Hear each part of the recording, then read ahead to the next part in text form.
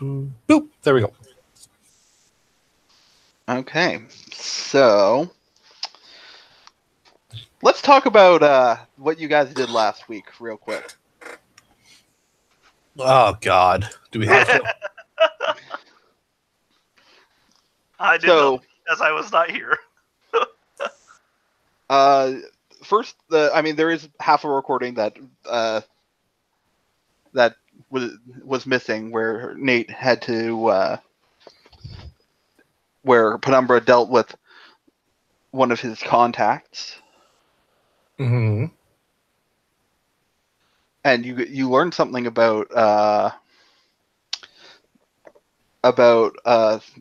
what the Isle of Vagabundo's up to. Yes, that's true.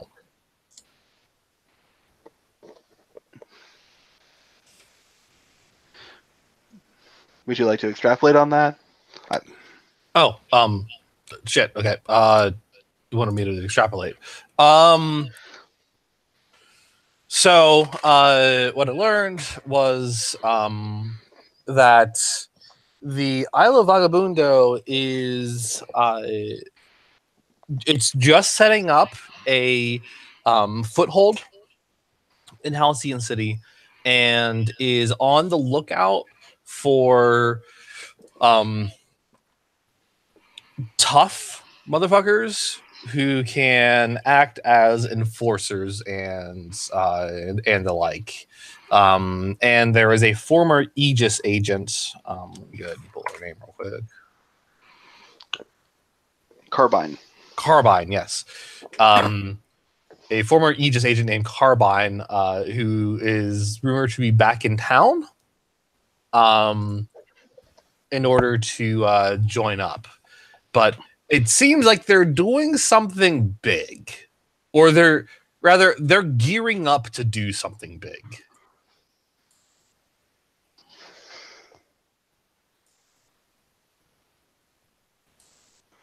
And that's what I got. Mm-hmm. Yeah, and then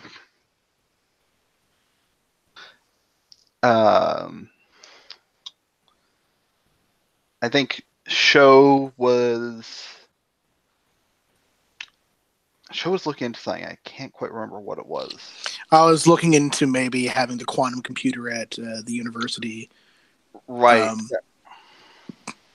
Do stuff, and then turns out that I'm on a watch list. Right. Yes, because you took the spider tablet to Penumbra. Yes. Well, more like I took Penumbra to the spider tablet, but yes, same difference. Mm-hmm. And then after the watch list happened, that's when we enacted plan. Basically, after I learned about it, I didn't get to act on it yet, is what I'm saying. Yeah. And I think the recording cuts in with Warpfire doing his thing, which was scrying on the Queen of Suburbia. And that led to a break-in, and now we're going to need to talk about that. Do we have to? Also, Dan was trying to distract her, but did not do anything at all. Did not work at all. Yes. I fucked Dan up managed to get the most instantly. potential in the Yes. Dan proceeded to gain more potential than anyone else in the session. And then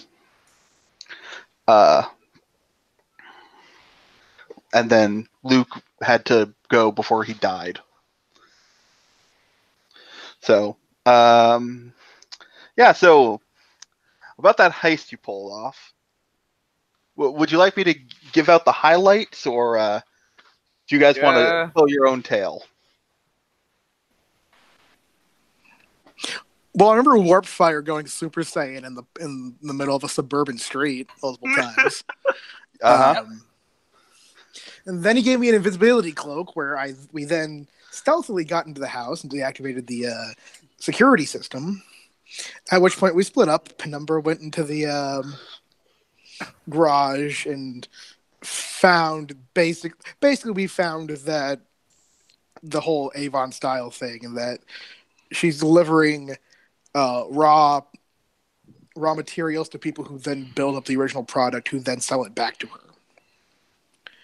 And then she then sells it as drugs. That's what Penumbra discovered, while the rest of us kicked down a door and stole a computer and the file cabinet. Mm-hmm. With the help of Pokemans. Yes. Yes, with the help of a Machamp. And I believe that's where we ended after teleporting away to other lands. Yeah. So, do you guys meet up immediately after this? I don't know. Do we? I think so. I mean, what was your plan after the heist? Was it to get back together to go over whatever you found? Yeah, I would think so.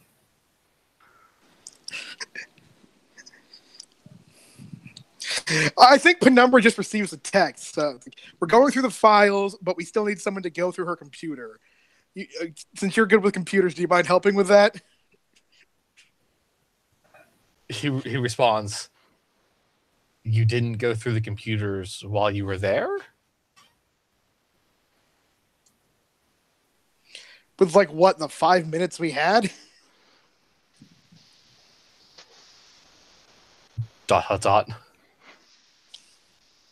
Did you copy anything on a flash drive, or did you take the whole computer? We took the whole computer.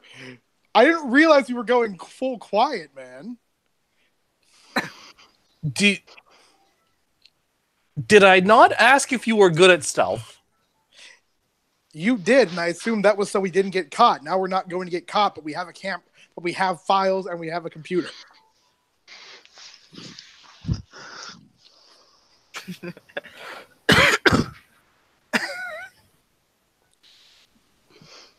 Just, where are you? Currently in my pocket dimension, whatever you want to call it.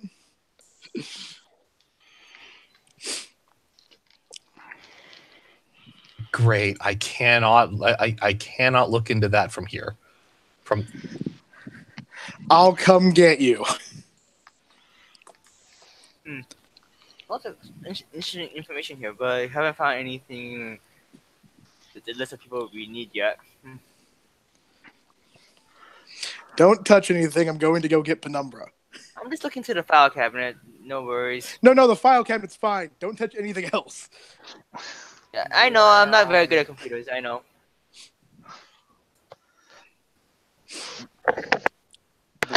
So do Teleport. you pick up Dan as well?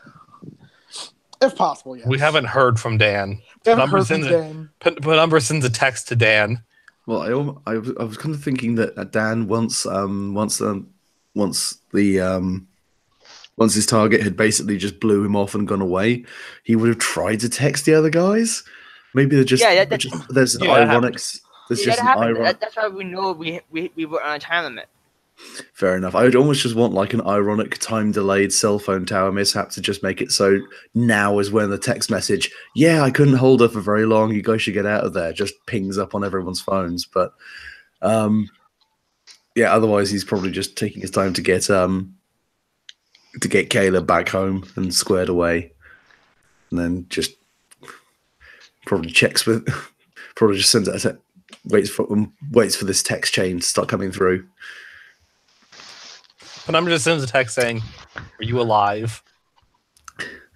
Yes. Just replies, "Yes, but feeling very stupid." It's okay. You could feel worse. I mean, is everyone else alive / not in jail? Actually, do we all have internet in the internet dimension of data plan so we can actually communicate with him? For the sake of the plot, it feels like we probably do. Yes, I think so. Okay. Yeah, I've been texting from there for a while, so it makes sense. Yeah, you're right. Yes, everyone is alive. Everyone is not in jail. However, the Queen of Suburbia knows that we're out to get her. Was I that obvious, or did you guys? And I'm not placing blame here, but did someone amongst you screw up? Leave me out of it. All right, so literally everyone else apart from you fucked up.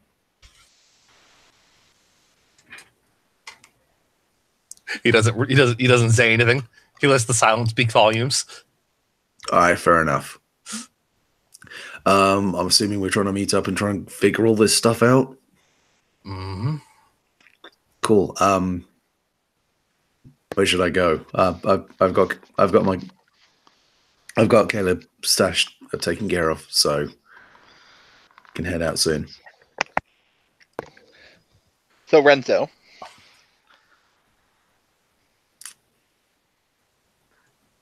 Just from the underpinnings of reality, Renzo sneezes a little bit. Feels like he's being talked about in a negative light. Yeah. So Renzo, you come up for air after being focused on building this new ritual.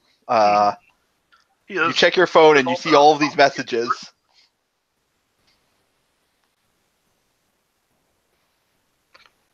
Huh.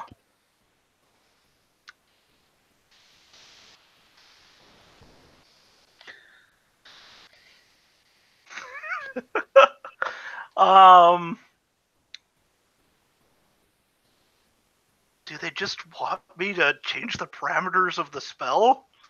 Why didn't they? One sec. He dials Dan up.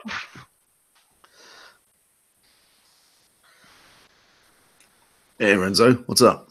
Hey, I just broke away from my thoughtscape and saw my messages. Do you guys need me to change the parameters? That may not be a terrible idea. We're trying to just work some stuff out at the moment because there might be a lot of collateral we weren't anticipating, which the spell might affect. Penumbra and the other guys are just getting together with, by the sound of it, is some stolen material. So we should probably head over there and figure out exactly what the specifics are.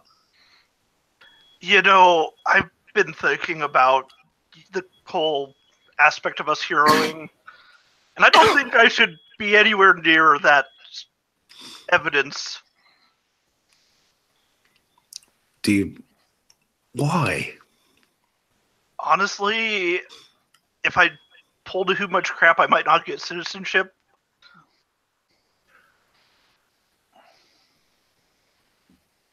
And we currently are in the lights of Aegis, and I really don't need that shit.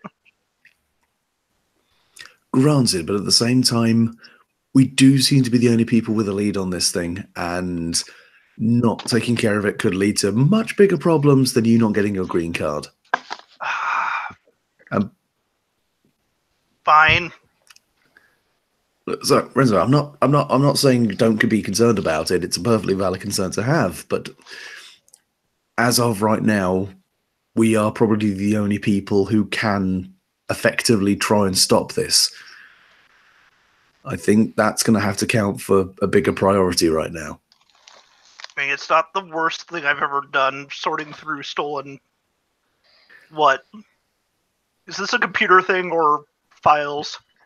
I think they were trying to steal the files and ended up stealing the entire computer. If those guys have seen Zoolander, I do not know. But this is a thing they've done. Now we're going to deal with it. Okay. All right, well, I'll see you over there. Do look after yourself. I will. I'll be coming in my new getup. When in public, just call me Vessel. Vessel? Okay, sure. All right, we'll go with that. And he hangs up and starts walking towards like a red robe he has built, like sewn together. Goddamn bullshit. Couldn't just get the information and leave. Hmm.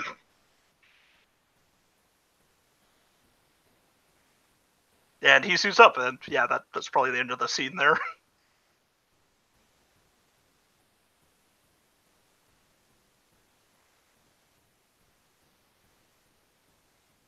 Do I exist in a godless space? No, I was just muted. Oh. So I mean, we all do we all do theoretically, but let's not dwell on that. right. So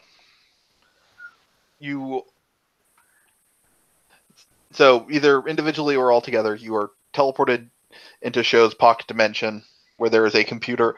I assume you guys just took the computer tower.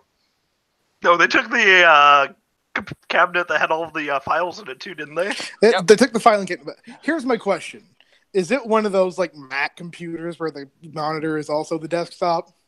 No. Okay, so we probably just took the tower. Mm-hmm. All right. So it was what, a Scottish castle? Yes, I believe that was where we were last. Right. So you're in a Scottish castle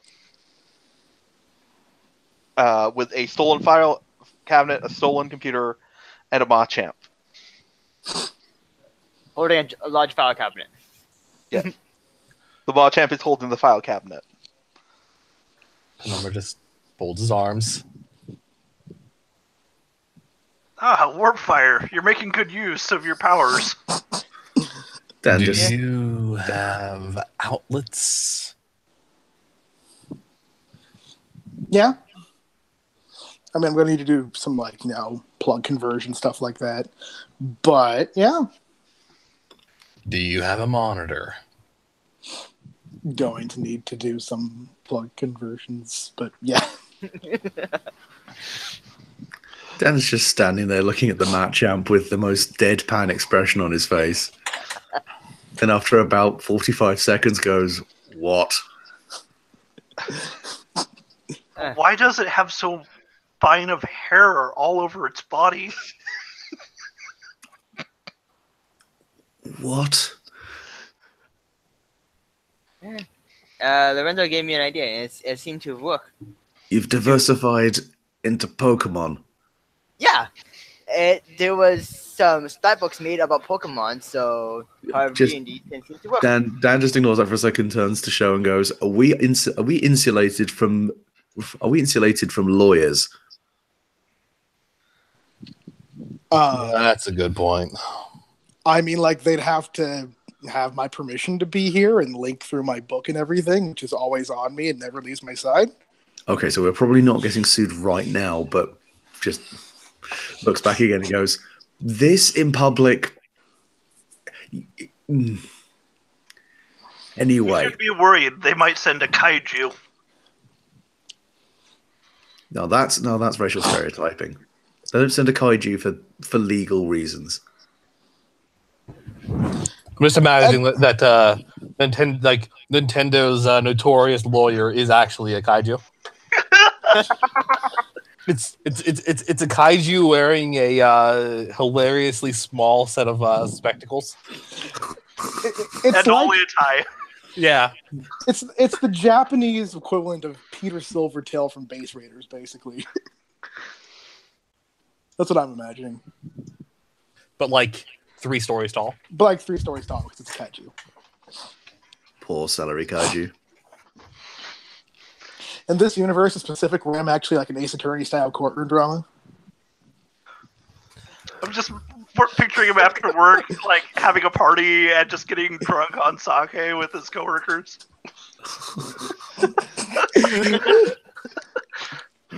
In any event, Penumbra just kind of looks at the computer tower and is just like,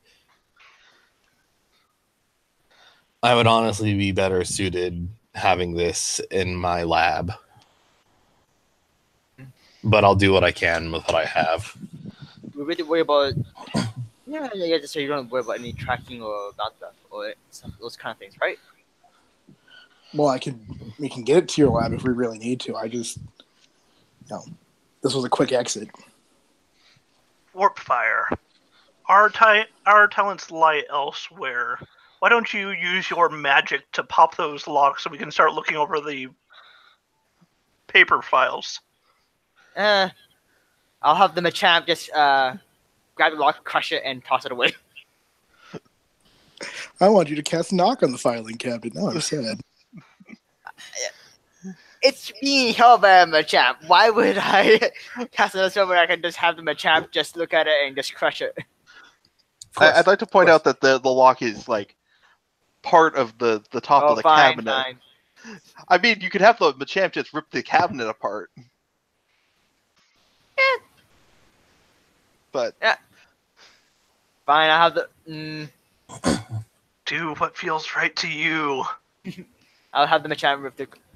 I'll just have the Machamp rip the cabinet apart. Actually, no, it makes paper go everywhere. But that's what you would do, wasn't it? I thought the lock was outside, so I could... No, it's one of those built-in locks into the cabinet. It's one of those old metal filing cabinets. Yeah, that has like the locks like built into the side of it, and you turn it, and that like hits the lock inside. Yeah. I roll a 10 to unleash my powers. I cast a knock spell. Punk. Oh, now I'm disappointed. roll. I roll a 10. Okay. Yeah.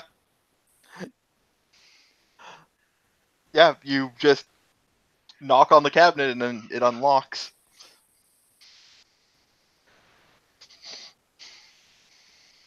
Right. Dan, you want to help us go over these?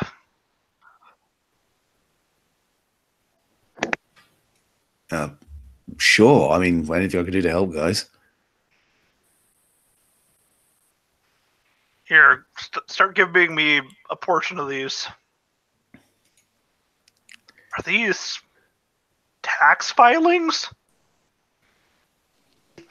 In fact, they are. And then there's this one that reads, "I prepared explosive ruins today."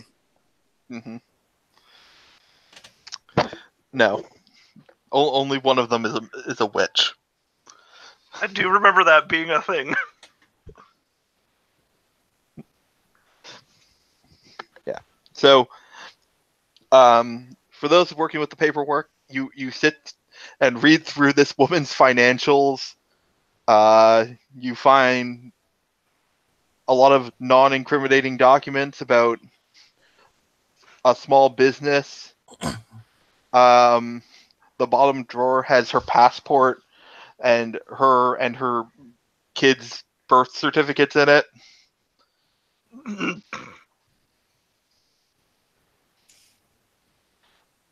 Okay, so we just straight up stole a bunch of genuinely important personal information of hers, which makes us look like super creepy identity thieves at best. You're not wrong. We really need to return these. Yeah. It's just like anytime you look over at Umbra, he's sighing. if you stare at him for more than a few seconds, the sigh just persists as one long sigh, and it doesn't stop until you look away. That's how disappointed he is. Damn, that just overhears that. It's like, motherfucker, don't you give me that shit. I was not involved in this. I was just trying to keep her busy. My fuck up was entirely separate. He looks at you, and he sighs, but he lets that one cut off. Thank you. Real talk, out of character. Out of character, I stand by this, but I am sorry. I didn't realize we were going for pseudo-only silent assassin. I'm genuinely sorry. No, it's okay. It's okay. I love what's going on. In all those tax filings, it doesn't say like payments made to like individuals, because he actually might be using that information. It does not look like she has any hard copies of her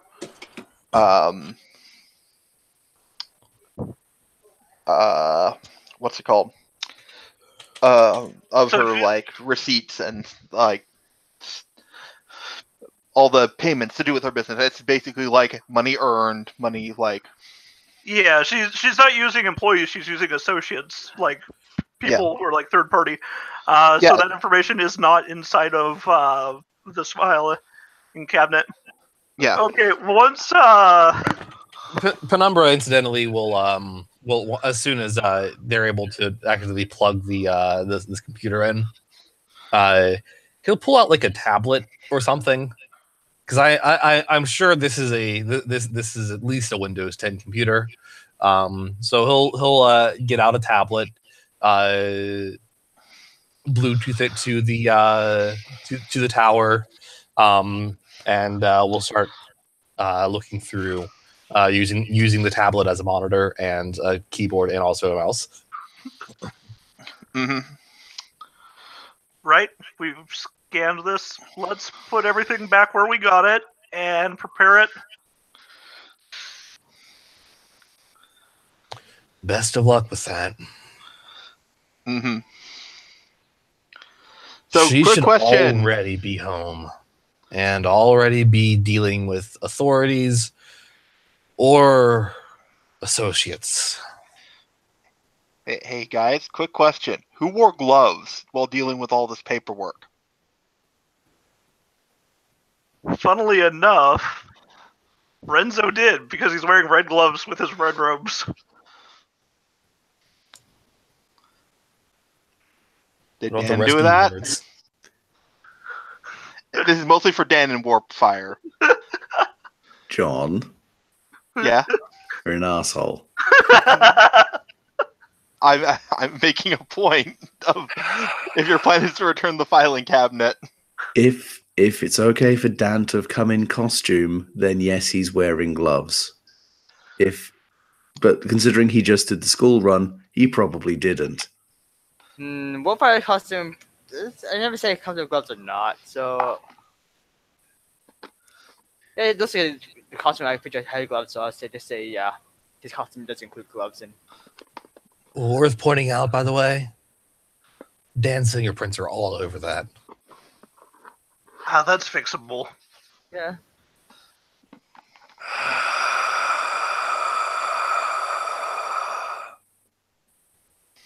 I just need to do a little bit of magic. Not hard to put a forget me Wait. spell on there. Oh, I thought you were going to just magically remove the fingerprints from the paper, and I was worried that might. Well, I thought that might magically remove the fingerprints from my fingers. I don't want that to happen. You sure? You'd be really stealthy. I also think that would look incredibly suspicious if the guy who was just talking to the victim of a B&E suddenly magically had his fingerprints removed. Just throwing that out there. It'd also be a pain in the ass to get into his iPhone now. Just slow look. You think I have an iPhone? You want one? No, I have self-respect. It was an out of character. It was an out of character joke. 'Cause I don't think the show knows what an iPhone is. You want a Samsung then? But the glamour was so strong, I couldn't help but get it. The Legend of Steve Jobs has such power. And yet, he's dead as fuck now. Please don't tell me that you prefer a Microsoft phone. What? I'm sorry, what? Yeah, I threw up my helmet. Just saying it. No, there's having standards, and then there's still appreciating the concept of a basic fundamental phone. Out of character, by the way, I had to help someone with a Microsoft phone the other day, and I hated every second of it. Oh yeah, they are. They are It was the hot worst. trash. They are. It was just the absolute worst thing ever. I've never actually seen one out in the wild. They're Mhm. they're about as awful as you can possibly imagine. So, yeah, it sucked. Mhm. Wasn't happy about it. Right. So I got a 9. How is that? You know what? I'll take a condition. Probably be better to take a condition. I need this to work. Uh-huh. He's feeling guilty about them taking this. That's fair. That's a fair feeling to feel. So meanwhile, He didn't even Penumbra. do it. He just feels guilty. We did get something good out of this, though. We now know that that entirely this business is technically above board on paper. Mhm. Yes, you do So know that. we learned something. Well, clearly, Okay. if it's above board, then the spell won't tangle anyone up. Yeah, Penumbra is looking through looking through a computer right now. Okay, so there's a lot of it is regular computer stuff. Search history doesn't pull up anything weird. A lot of mommy blogs. There's an entire folder filled with automated named pictures of her and her kid, like Mhm.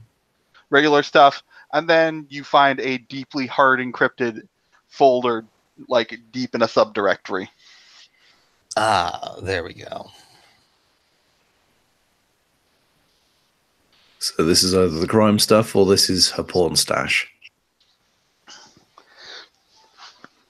No, it's not. It's not in the AOL Instant Messenger folder. I It's honestly not a don't know porn which. stash. I was going to say, I was wondering what category that fell under for a second.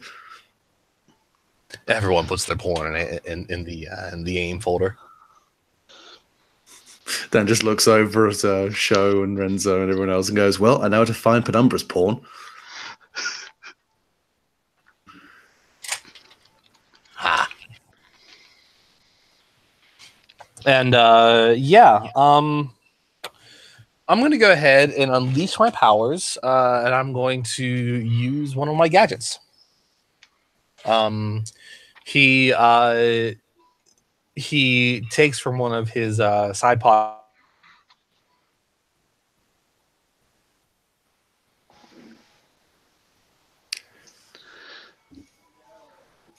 Did Nate just cut off for anybody else, or yeah, Yeah. that disappeared. You are muted.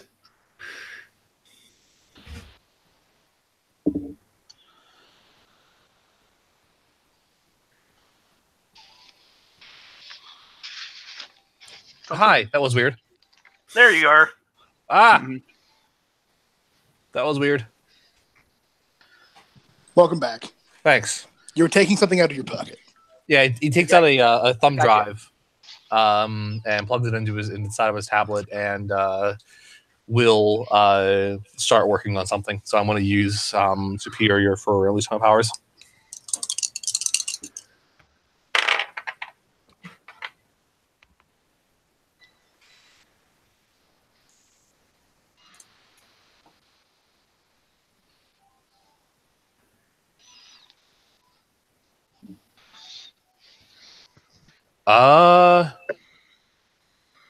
Let's see.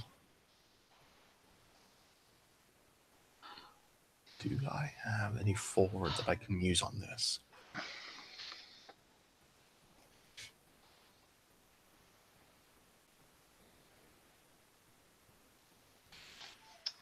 Oh, no dice. I got a 6. Do we have any team I can use? We begin session with I think 2 team or something like that, right?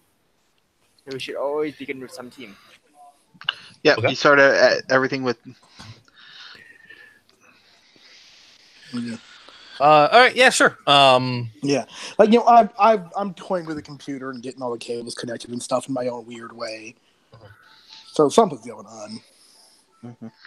Okay. Yeah, then in that case it's 7, and I will take the condition angry.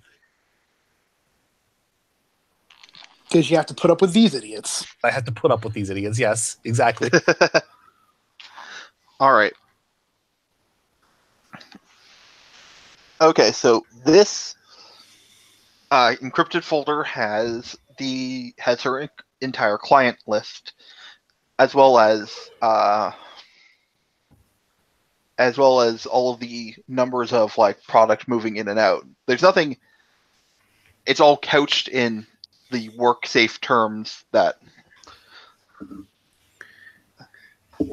of her small business, but you now have a general idea of how much she's producing.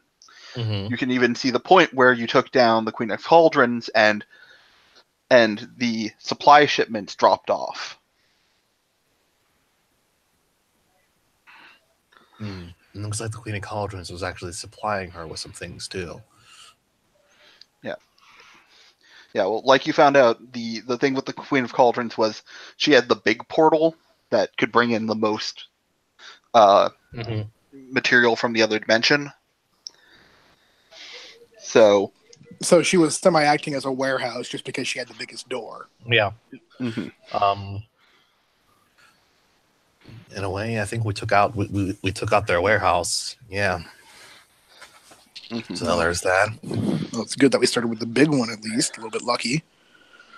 And he will basically take like a pretty much dummied smartphone and will copy everything over onto it. Mhm. Copy all of the names of clients. There's nothing incriminating in here, just names of clients and things along those lines. Mhm. Timetable, etc. But he copies everything over onto the smartphone and then hands it to Dan.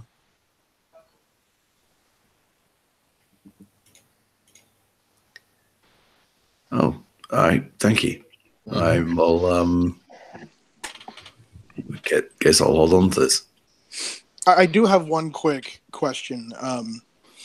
In the coded language, is there a difference that we can find between like her small business, the people who don't realize they're actually making drugs and think they're just being self-employed, and the people who are getting shipped the final product? Is there like any coded language between those? Yes. So officially, she gets her materials from head office, and then ships all finished products out to head office. Because she has to explain where the stuff comes from. Okay. Because it's clearly not being made in her garage. Okay. So at least for the sake of our spell here that we're going to do to try and get everyone, we can at least separate client names from producer names. Yeah. So I'll say that between this knowledge and probably Penumbra and Dan's general knowledge of how the underworld kind of works, you're guessing that she has some sort of underboss who actually does all the drug dealing and such to keep her hands relatively clean. Of course. Yeah. It wouldn't be that hard for her and all of the employees at her level to plead ignorance. It would not. However, and he takes he pulls out his phone and pulls us one of the pictures. I managed to get into the garage, covered my tracks on the way in and out. Remember that portal? The one in the Queen of Cauldrons place? Mm-hmm. I found another one. And he shows them the various boxes of products to be sent out. And right next to it is a portal. Right. So just to be clear of the differences, this isn't a big portal like what you had set up. There's no pedestal. There's no big ring of stones with stuff carved into them. What it is basically a kind of like smaller version of that, kind of just carved into the wall.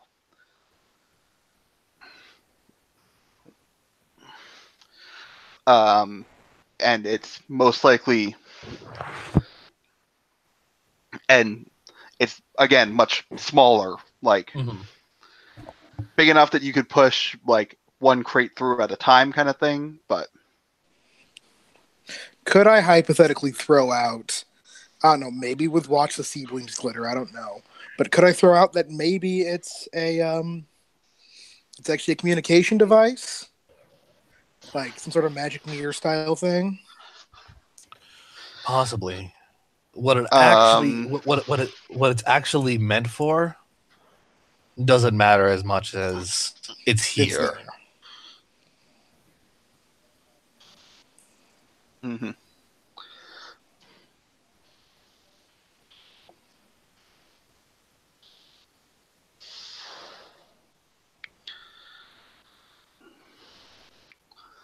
Well, we have all the information we need. Should we return the property?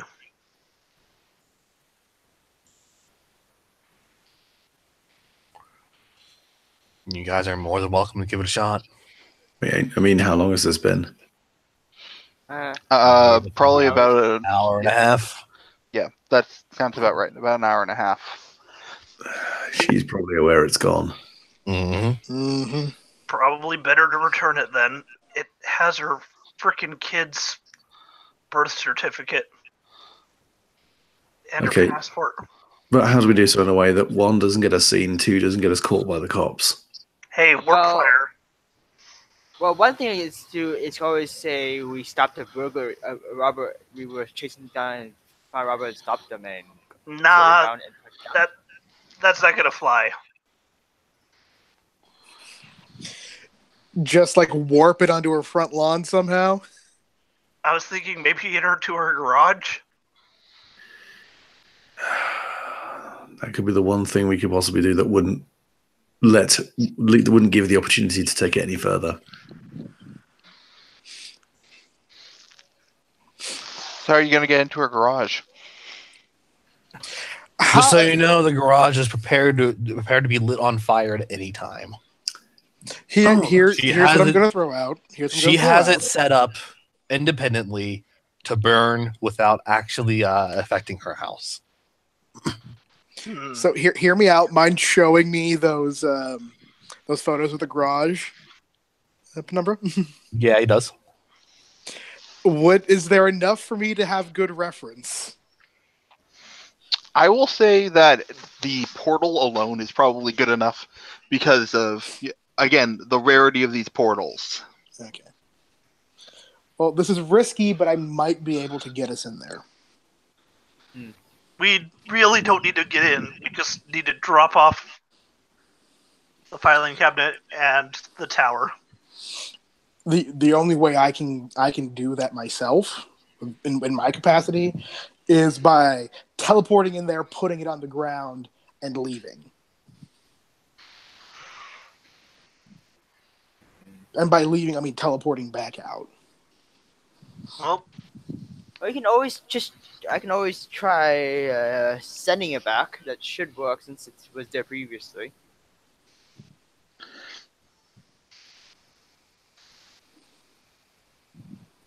Give it a I try? don't know. An assessment. What do you guys think? The chance of us alerting somebody by dropping it off or letting Warpfire send it?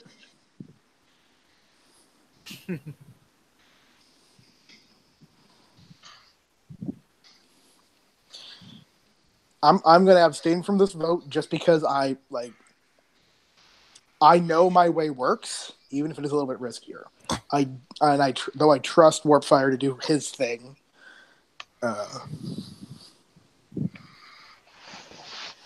What do you think, Penumbra? Dan?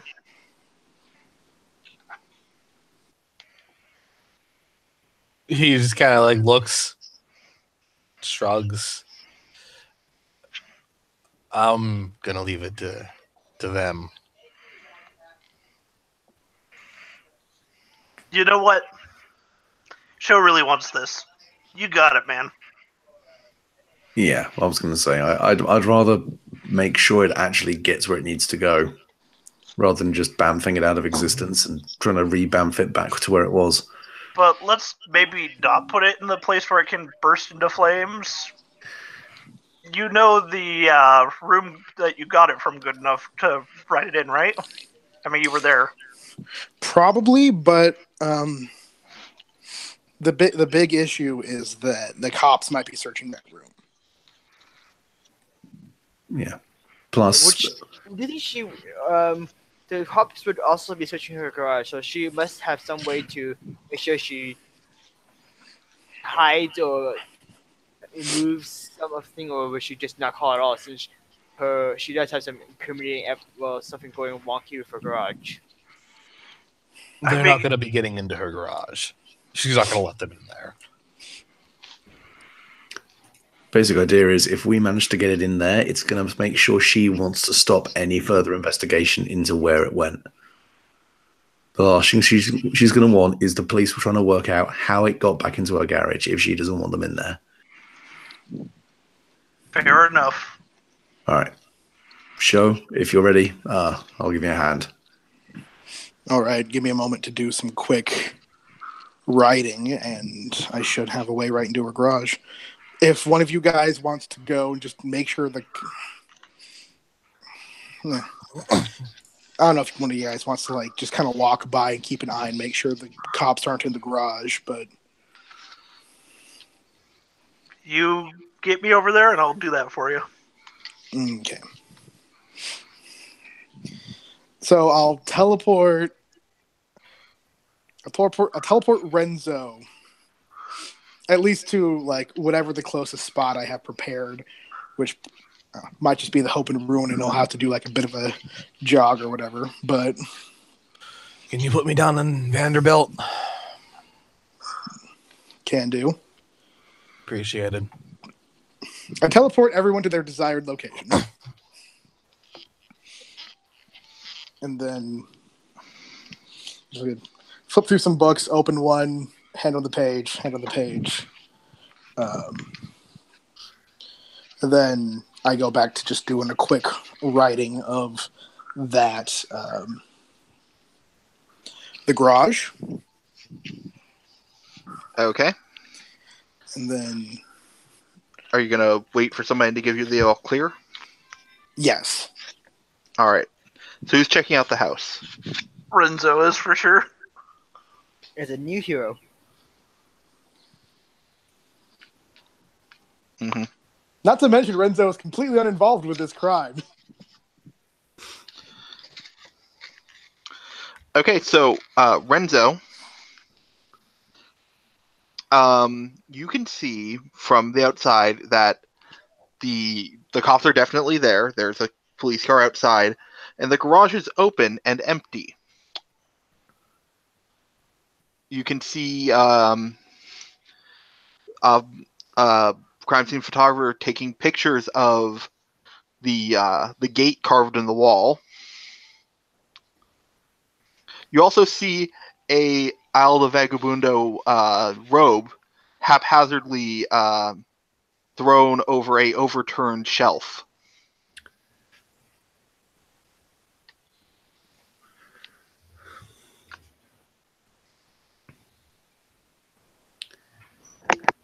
Huh. He walks up to, does it look like there's an officer who's in charge specifically? Yep. Yeah, there is. Walks up. What's going on here, officer? Oh, looks like a B&E woman's livelihood was taken through a mystical portal of some sort, along with her filing cabinet and computer. Is she okay? Yes, it sounds like she wasn't home at the time. We're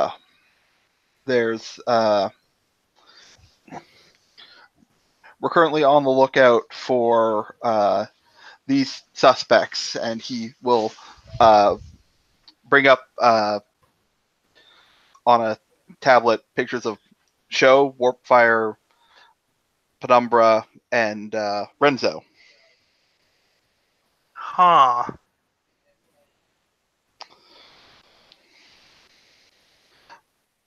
witnesses say that they saw these four hanging around the home, acting suspicious before the time of the break-in. Really? I'm kind of a new hero. Mm-hmm. You mind if I talk to these witnesses? I'd like to get involved with this. Sure. What's your? Sorry, I'm not. You're new, right? What's your name? Vessel. Vessel. Okay. I mean, mostly it's just neighbors in the area. I mean, we can. It looks like the one of them left their cloak behind in the at the crime scene. He motions to the Isle of Vagabundo cloak. That's the That is definitely not Renzo's, because Renzo's was burned up by acid. So, wait, did he say this, or is that just you as a GM telling me? Because yes, I'm aware. Yes, no, that's just me as a GM explaining how that is definitely not Renzo's cloak. Yeah. Huh. I know a little bit of magic. Do you mind if I maybe try using it to ascertain where this Renzo is? I guess as long as you don't cause any changes to the crime scene or any of the evidence. It shouldn't. Mhm. I'm gonna make a path that leads back to the particular owner of this cloak. Mm-hmm. We'll find this villain.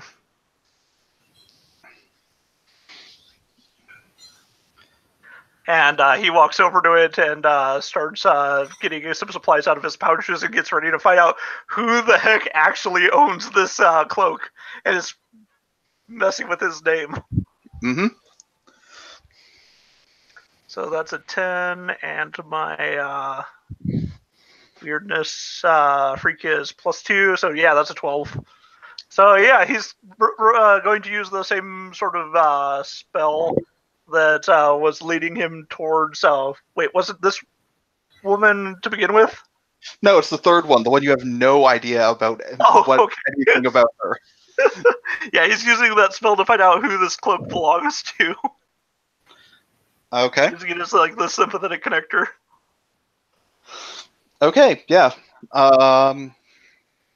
So it basically is just going to give him a direction. Yeah, and he just walks in that direction. All right. How does the spell define ownership?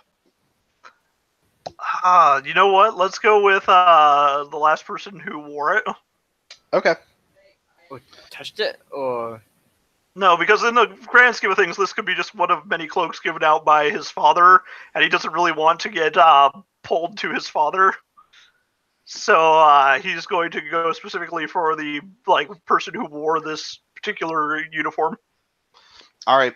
So you follow the trail is going to lead you far away from the crime scene. Mm-hmm. All right. He tells them that it is.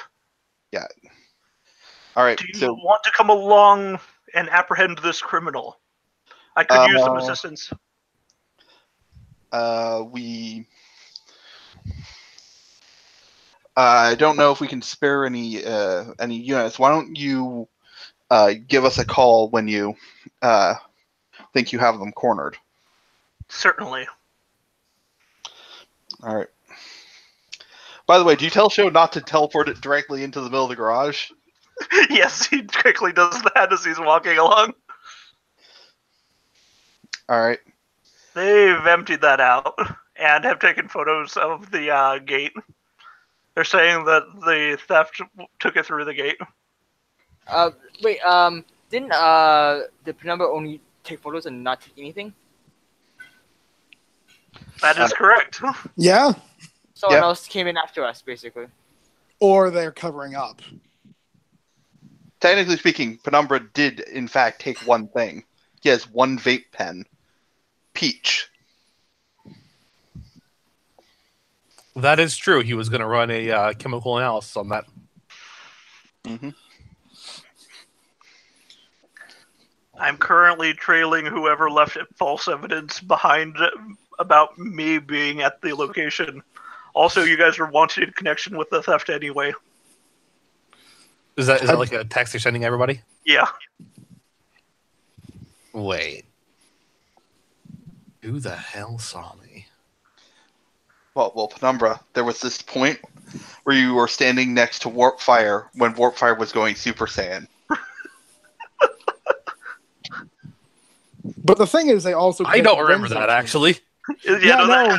that happens. Here's the thing: we were standing in the street looking at the house, and then Richard was like, I "Yeah, mean, I go was on Super rooftops. Saiyan." I don't know what you all are doing. I don't stand in the goddamn street. Okay. We're on rooftops. Okay. Regardless, Renzo was not there and he still got fingered. So This is I true, think yeah.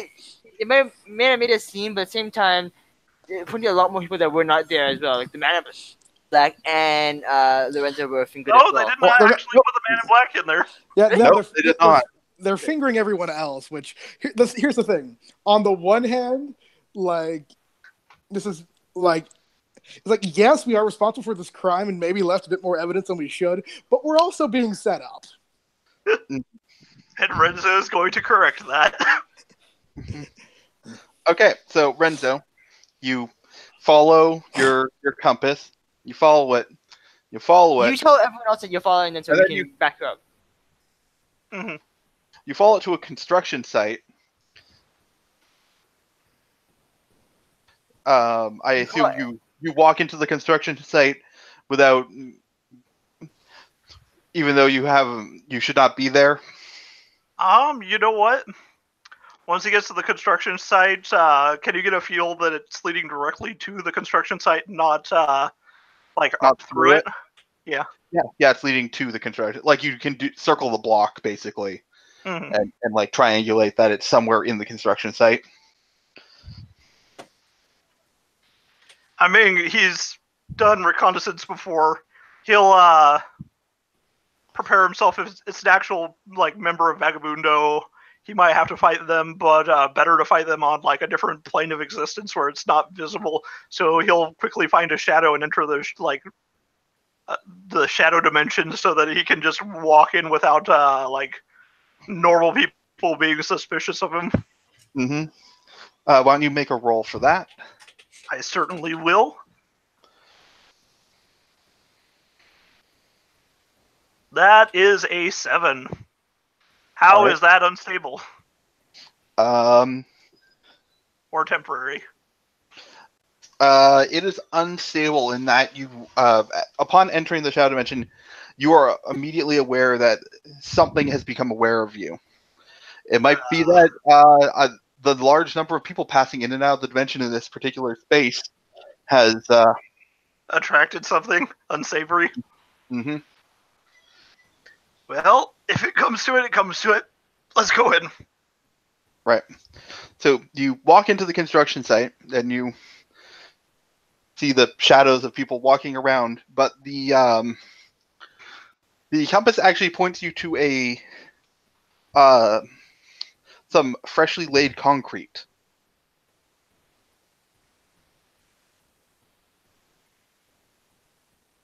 Oh, he's gonna regret this.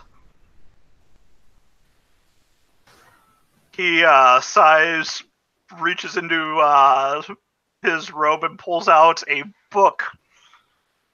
Starts leafing through it. I hate doing this kind of bullshit. This is how you end up damning yourself.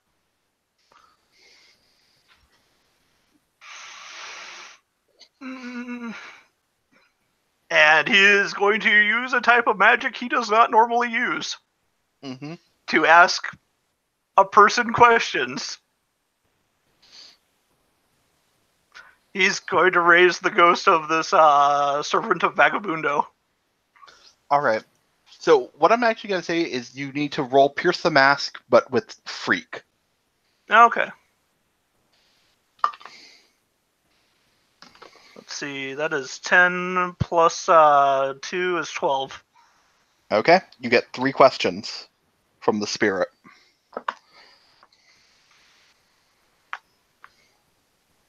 Who killed you? Um,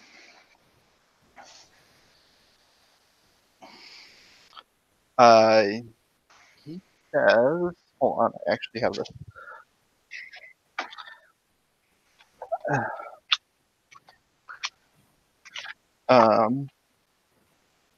He says he doesn't know the person's name, first of all, but it. Fair enough. Maybe describe them, though? Yeah, I no, don't- he's. Hold on, sorry. I actually have a specific person in mind. Oh, not a problem. Since he's demanding questions from the dead. Yeah. Right.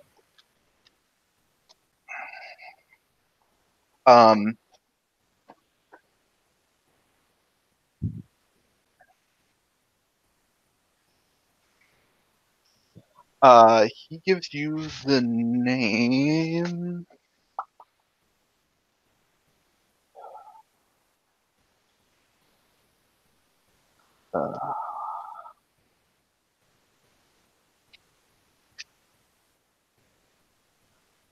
Sebastian. Or sorry, actually, he wouldn't know the name. Right. Sorry. Yeah, He just says, describe Sebastian. That should be good enough. yeah. Does he have a title? The Um, No. So, he is a broad man, tan skin, brown hair, wears a suit with a spider web tattoo on his neck. Hmm.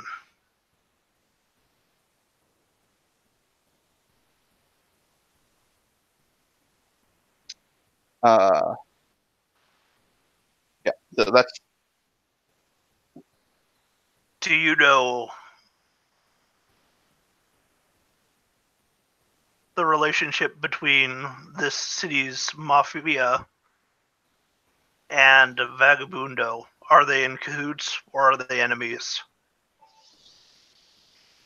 Vagabundo will not work with a petty criminal organization. We seek to take what they have and make it ours. It sounds like you paid a price for that. Is that a question? It's not a question, it's a statement. My final question to you, Spirit, is I wish to know your name. Not why they were killed. That way I can remember you. Okay. This is a name I didn't have prepared. He cares about people. No, that's fair. Why he was killed doesn't really matter at this point. He was killed and his cloak was used as leverage against Renzo. Yeah. Well, Probably by the Don's men. you don't know if it's Yeah. sort of defamation. This is his punishment or something like that. Or I was trying to probably get some more details, that kind of thing. Yeah. Yes, Well, yes, he does. he is Rahul. No last name. He is a native of Vagabundo. I'm going to miss hanging out with you, Raul. Mhm. Yeah. And he's going to walk away. Mm-hmm. All right. He doesn't feel like he's being attacked, does he? Like there's something ready to jump on him as soon as he gets out of here as quickly as possible. Uh-huh. I assume like he's gonna try and make for an exit as soon as he's out of the construction site. Yeah, Why do you roll to unleash your powers again to find that exit? I mean, probably not good to do necromancy when. Oh God, I got a 4. Okay. Roll to take a powerful blow. Mhm. You have attracted shadow beasts. And that is a 6 with my 2. So that's below 7, All right. which is good. So how do you take the blow? I Two mean, potential already. Gee. I know, right? Well, it's below 7, so he didn't really get hit because take a powerful blow is the opposite, isn't it? Yeah, but you say how you weather the blow. Oh, how he weathers the blow. Okay, what is attacking him? Well, it's Give me dark. Yeah. It seems to blend in and out of the background, but you can tell there's a glint in the darkness of something sharp and deadly coming out of it towards you. Mm. He jumps out of the way just in time as something oily and black pierces the side of his cloak, just ripping a chunk out of the side of his cloak. Mm-hmm. After that, he's like, nope, and starts just booking it, running away from the thing, Mm-hmm. and dives into the first pool of light he can see. All right.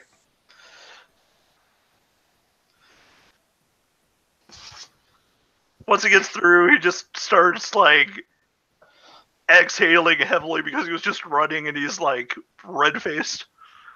Mm-hmm.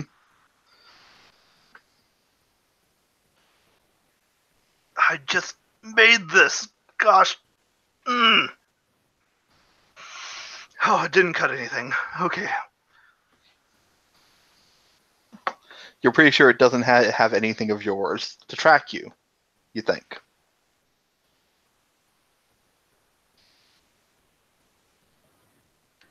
Yeah, I'm gonna stay out of the Shadow Realm for a while. It'll forget me, probably.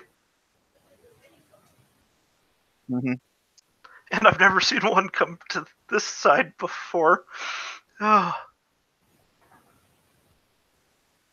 Mm-hmm. Right. So do you report your findings to the rest of the group? It looks like the mob killed a servant of Vagabundo and used their cloak for me. Isn't the mob in charge of this drug dealing anyway?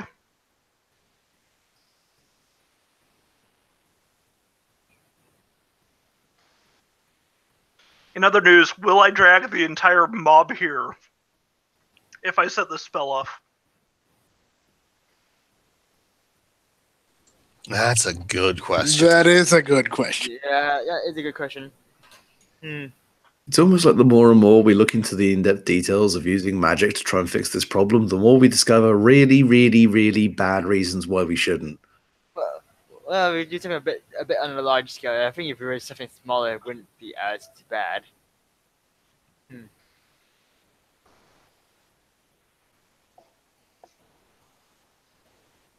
I'm just waiting for this magical Rico case.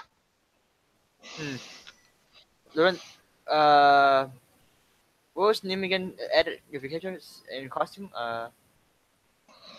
Beacon. Vessel. No, Vessel. Vessel.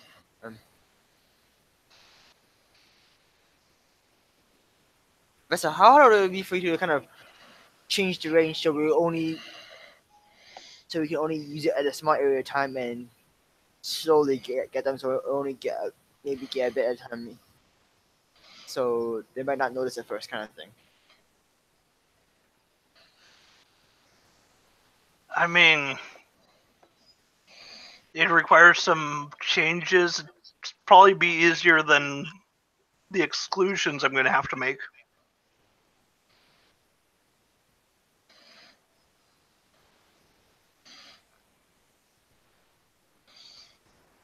But as it is, if I start excluding people, we don't know how much they know. So we can maybe do something like do it in the warehouse district and get all the people who will probably do all the movement of the drugs and suppliers, kind of thing. Probably. We'll see.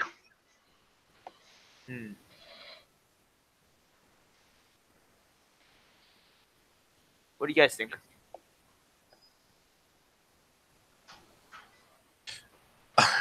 Magic was never my specialty.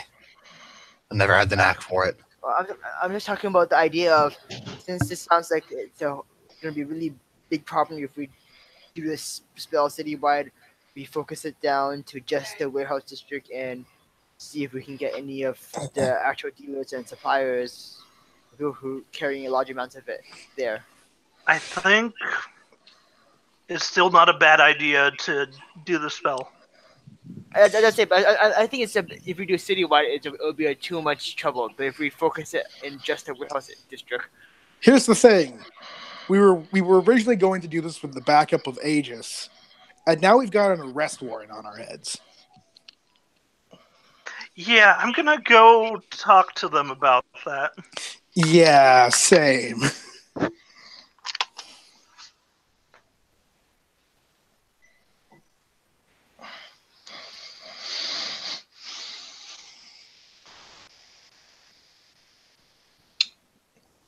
So you're going to go talk to Aegis now? Is that the plan? I'm gonna call Agent Psy if I can. You guys go talk to Aegis. I'm gonna go patrol. Mm-hmm.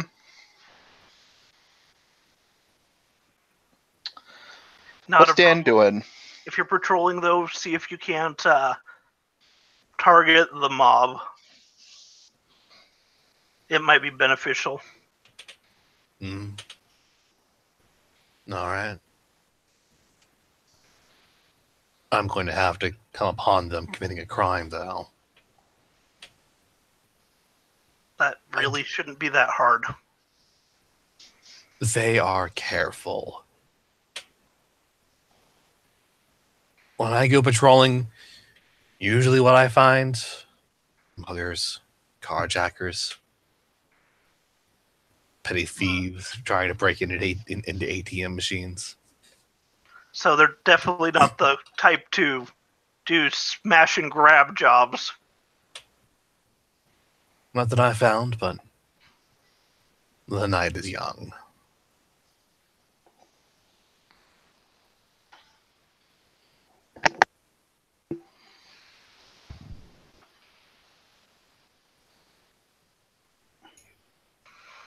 Hmm. So what's Dan up to? Excellent question, really. I mean, this is all sort of got to a point that Dan is outside of his expertise in pretty much every way.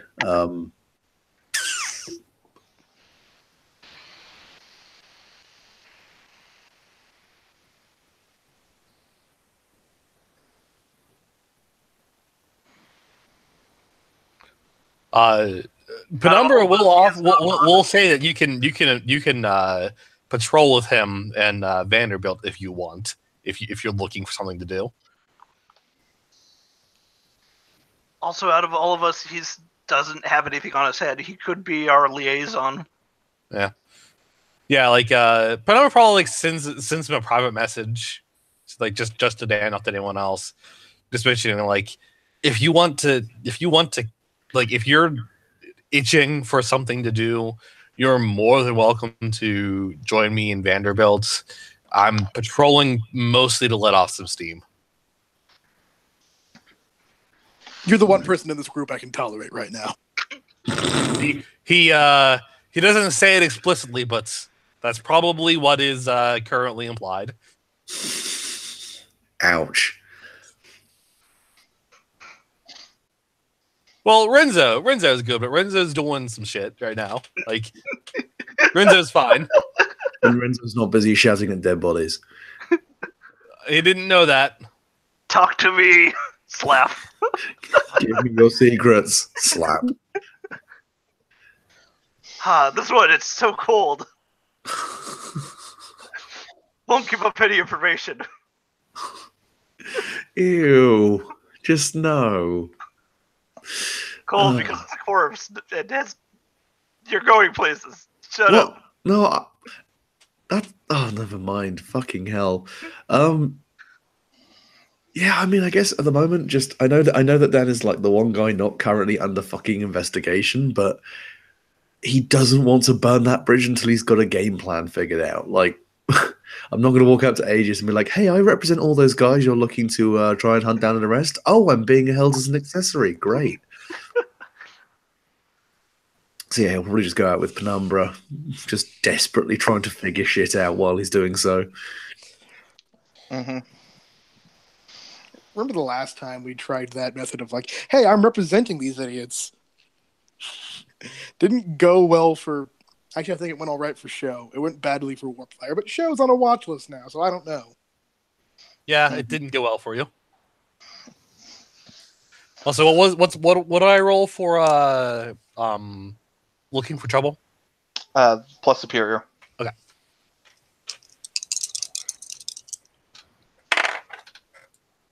I get an 11. Okay, what are you looking for?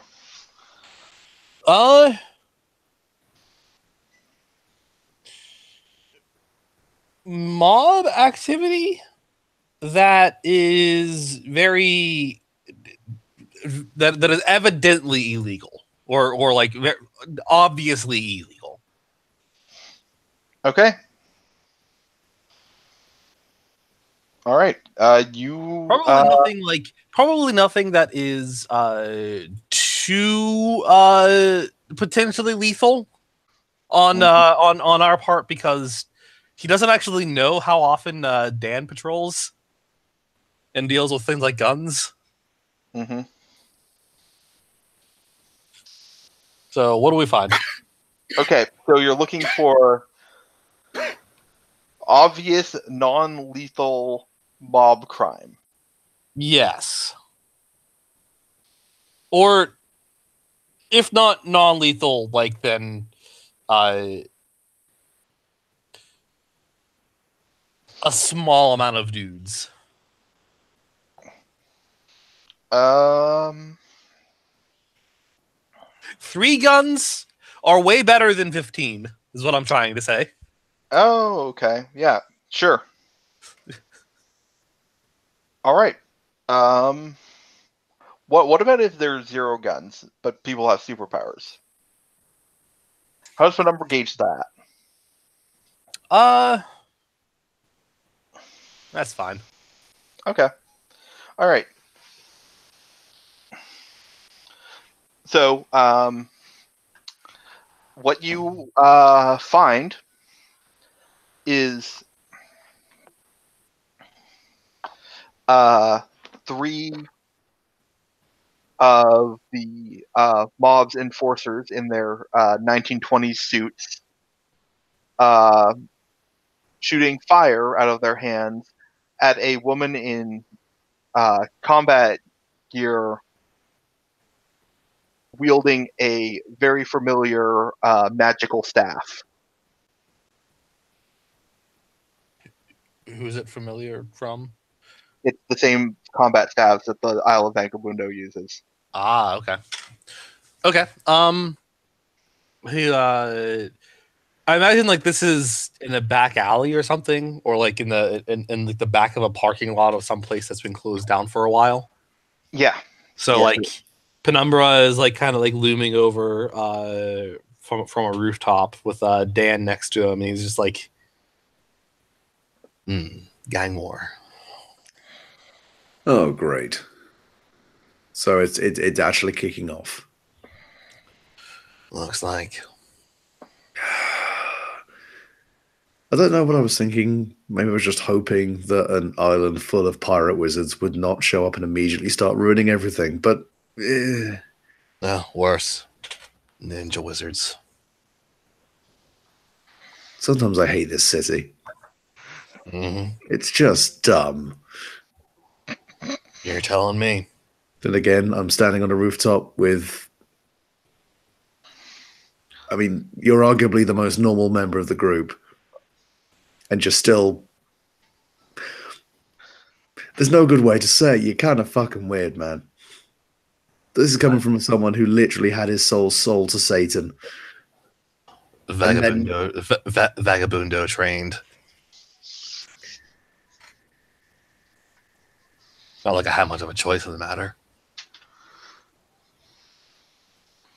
Shrug. But That's a conversation for another time. Not to interrupt, but this is the first. Is this the first time he's learning about that, and would that count as exposing a vulnerability or a weakness? No, this No, is coming up- Dan knows about this one. Okay. Mm. No. Although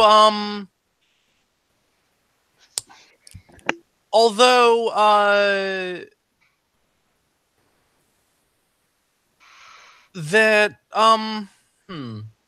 it does count towards one thing, because he did specifically say I didn't have a choice in the matter. So that's probably a vulnerability or a weakness. What would Dan do something dark for?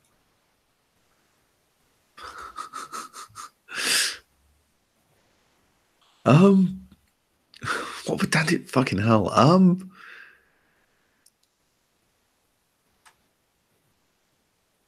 I mean, to protect his friends and family mostly. Like, if someone put them in mortal danger, he'd probably just go, right, fuck the limits, I'm dropping you. But really, apart from that, he tries to restrain himself because he's very acutely aware of his mortal soul. Okay. That answers the question. Let's shift your... because I already have influence over you. Mm-hmm. Shift your danger up and your mundane down. My mundane's locked, so... Okay, danger up and savior down? Yeah, Savior can go down. Yeah, I need you dangerous right now. I need you dangerous and edgy. And he'll just be like,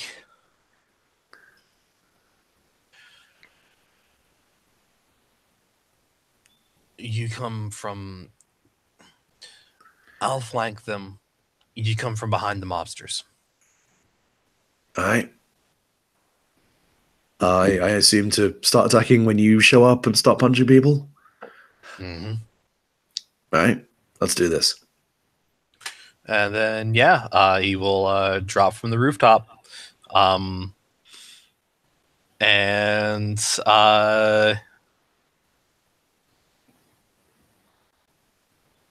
Let's see. Who's the one who like? Okay, actually, no. First, I'm going to. So what is? I'm going to assess the situation real quick.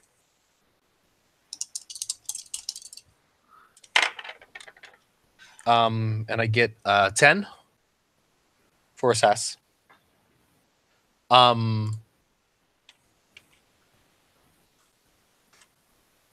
Just up here. Situation. What here is in the greatest danger?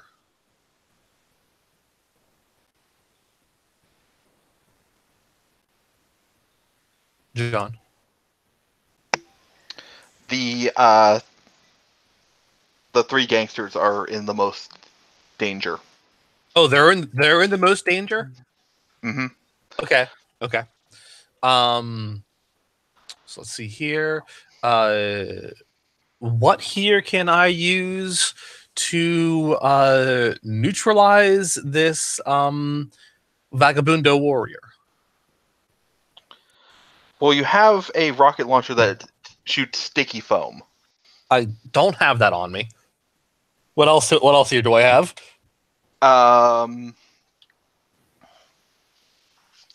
So Penumbra can tell from her fighting style that she is actually not from Vagabundo.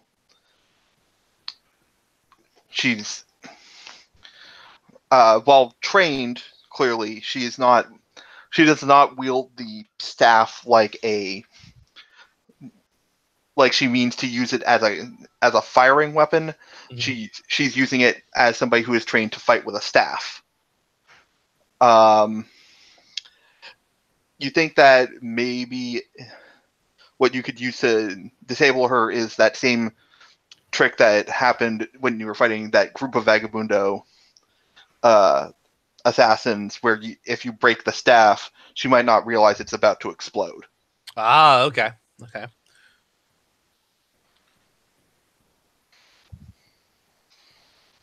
Okay. Good to know. And then last one is who here is most vulnerable to me?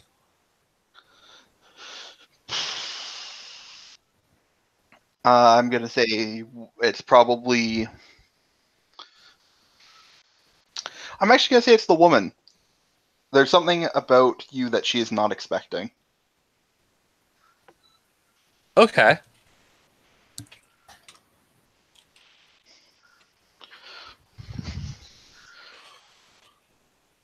Okay, well then, Dan is going to be coming up behind the gangsters. It seems. So I'm going to drop down to their flank, toss out like a smoke grenade, and we'll go to I'll go to like throw a feint and then kick the staff in half. Okay. I'm gonna say this is. Do you intend to deal damage to her, or are you just trying to get the staff? I think it would deal damage to her when the staff explodes. Okay, then roll to directly engage. Okay. I get a 13. Okay, pick 2. Okay. I'll resist or avoid the blows, and I will take something from them. That being the staff, Mm-hmm. as that will shortly explode. All right, yeah.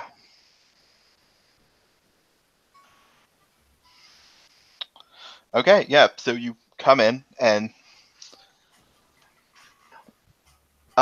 throw your smoke bomb, feint, and break that staff. She's clearly confused.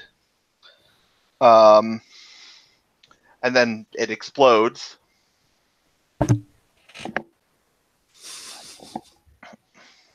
And then she is thrown kind of clear of the smoke, and you're not sure what she's doing now. Okay. But you are in with those 3 guys now. Yes. All right, what's Dan doing?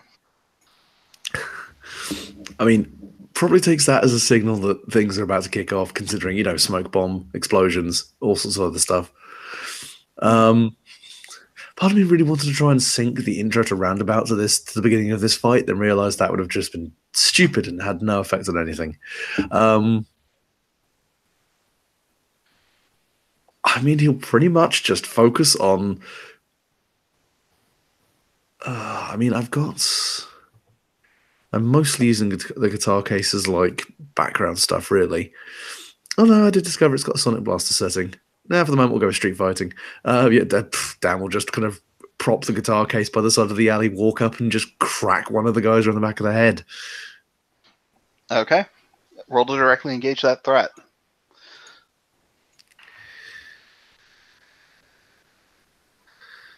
Right. 9. All right.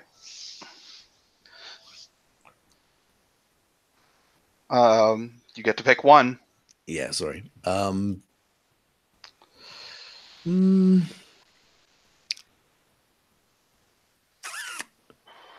will create an opportunity for my allies.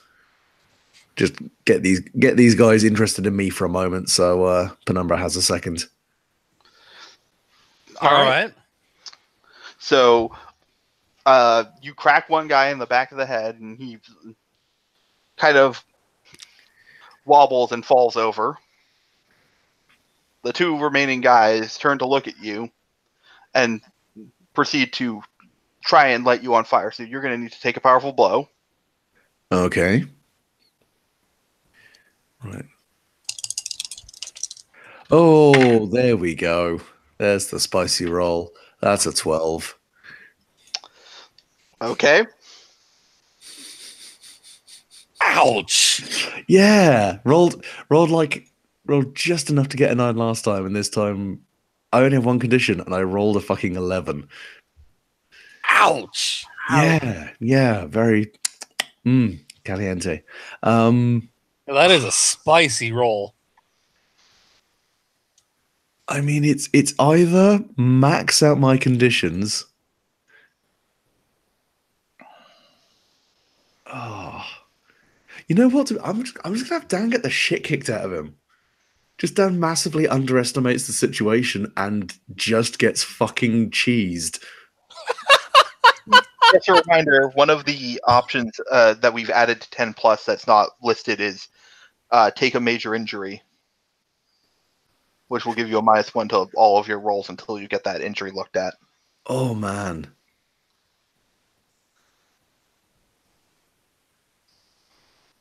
Yeah, I'll take that. Is he still in the fight then? In the fight, but I mean, That's hurting. John's discretion what this injury is, but I imagine some kind of broken bone. Yeah. So the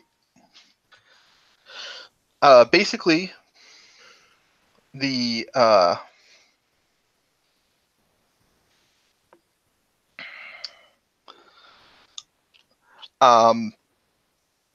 you manage to like kind of get out of the way of the immediate fireball. When the fireball explodes, though, you're kind of knocked sprawling into the next building. You feel something crack. That might be your ribs. Oh, god damn it. And then Penumbra probably kicks the back of one of these guys' knees so bad it shatters. So let's I rolled a so it becomes 7, and then I can probably use some of my forward here.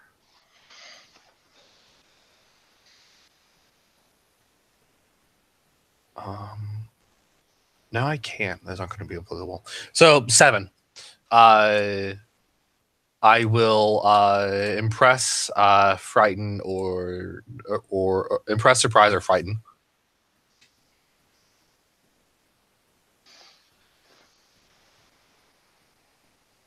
Okay. All right. Yeah, I'll say that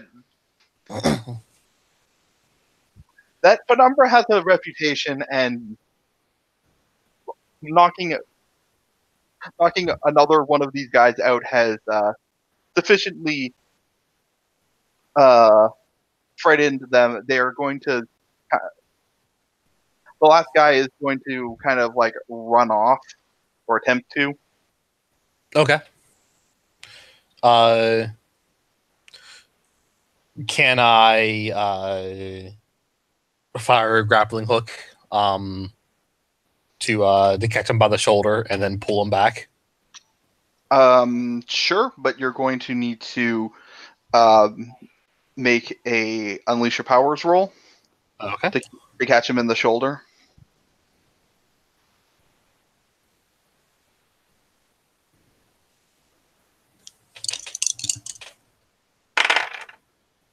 I get a 8. All right. So unstable or temporary. All right. So you catch him in the shoulder, but you are surprised when another grappling hook catches him in the opposite shoulder. Oh no, he's got like a claw on each shoulder. Oh. Yeah. Ooh. Yeah, and you see the woman also has a grappling gun out and has caught the guy in the shoulder. She's very banged up, but still kind of standing. She says, "Don't suppose you let me have this one." Don't suppose I should know who you are.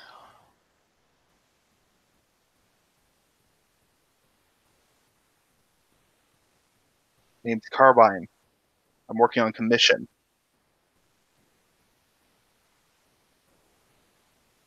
Then no, you can't have this one.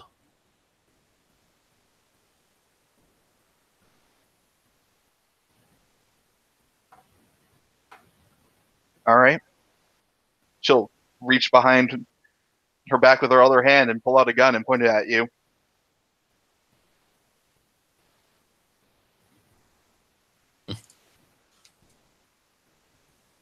I'm going to have to insist. Well, Afraid I'm going to have to insist first. Sonic Blast. Roll it. Just like sitting in the side of the alley, has the guitar case over his lap and has just aimed it at her. Oh, fuck me. Fucking sideways. 1, 2, 3, 4, 5, 6. Is that I will give you a team. She's distracted. She is distracted by me. Okay, fair enough then. That's So it a becomes a 7. does that include your -1 for being injured? that did. I was a +2, which got reduced to a +1, and I only rolled a 5. All right. I'm going to guess you want to avoid her blows. I mean, I'm not really. The thing is, like, narratively, I'm not in a position to avoid her blows. Okay. Like, Dan is pretty much just sitting there You trying just to. blows by having the guitar case take the brunt of the blow, though, technically. No, okay. I know what it does then. Yeah. So you hit her with the sonic blast, and it knocks her over, and that does not do fun things to that thug's shoulders, by the way. But what Dan doesn't account for is the recoil against his Nice. chest. Oh. Ugh. So, it's rough. Take another powerful blow. so Dan, I'm going to give you an offer. You can take a powerful blow, or you can just choose to take a condition. I'm going to take a powerful blow. What's the worst that could happen? Well, Does the injury count as a condition for the sake of taking a powerful blow? No. That's not a problem because I only rolled a 4 that time. So, Yeah, your ribs are already broken. What left is there to damage? I'm mostly just grinding them into paste. Yeah. you didn't need them anyway. Uh-huh. What were you using your ribs for? Holding my lungs in place. Yeah, Yeah. overrated. All right. Your power means you're powered by health. Your lungs are included in that, so you're fine. I mean, he's not tapping that power right now. Yeah, I'm distinctly not using that. I would say you have, so you still have a little bit there. And thus the tale of Slug Rushmore became a thing. All right. So, does she then? Is she then? What happens to her? Well, she's knocked off balance and she loses her aim on you. All right. Can I dash in? Can I like drop the my grappling hook, dash in, and go in for an uppercut? You can. Okay, that's what I'm gonna do.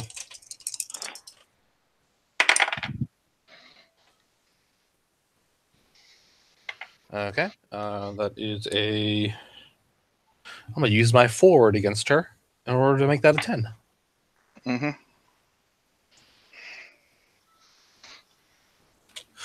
So I will resist or avoid her blows. And I will impress, surprise, or frighten. Okay. Yeah, you give her a good one, and she like staggers back and like slowly regains her footing. Okay.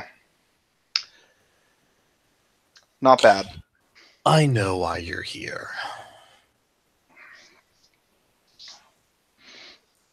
Uh-huh. And this charade you have going on with Vagabundo, It ends now.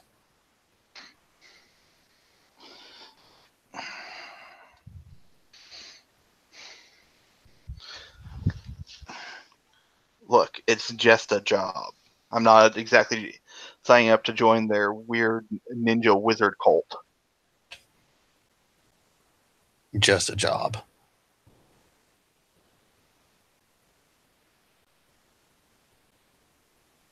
Then you're doing a job for the wrong side.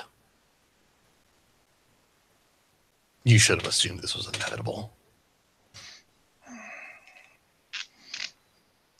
And he'll go over for a follow up. Okay.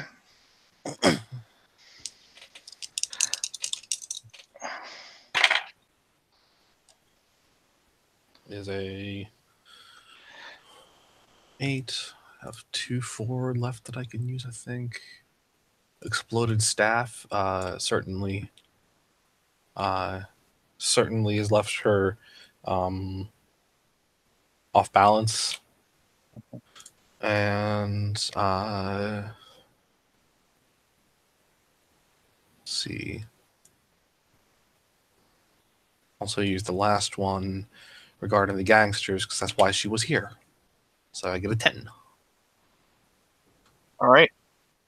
So I will resist or avoid her blows. And this time I will create an opportunity for an ally.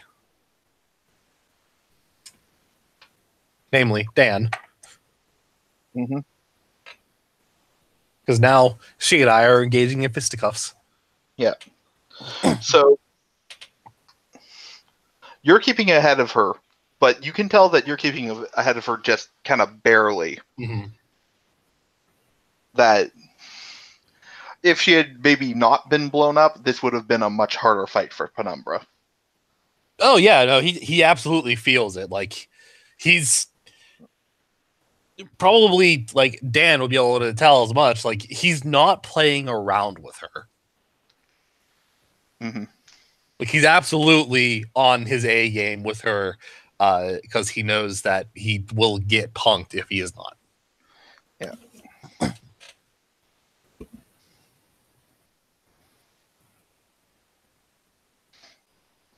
Like I imagine like she probably gets a few glancing blows on him in the melee and Yeah. Mm-hmm. Like he barely avoids a few hits here and there. Yeah. So you're pretty clearly pushing her back, and you have her attention, but she also doesn't seem to be quite out of tricks because she, in the middle of a combo, hooks one of her hands into one of the pouches on her jacket, Mm-hmm.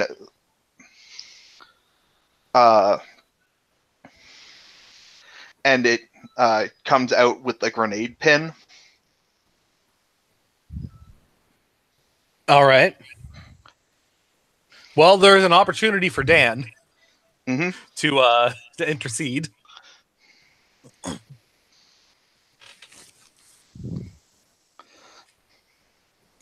I mean, of all the things, the least threatening, the most amusingly unthreatening thing to come out of a pocket with is the pin of a grenade, not the actual grenade. Like, haha, ting! Oh shit, I threw the wrong bit.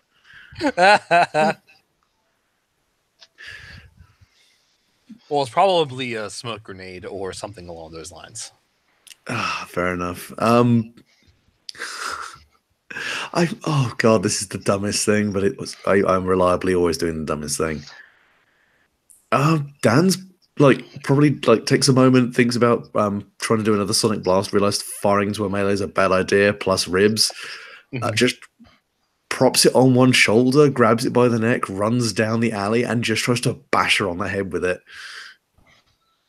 Okay, roll to directly engage the threat, Dan. The El Kabong strategy. Yeah, Hell yeah. Thank you. So -1 plus my modifier. So that is a 6, 7, 8, 9, 10, 11. Mm-hmm. All right. You have two options.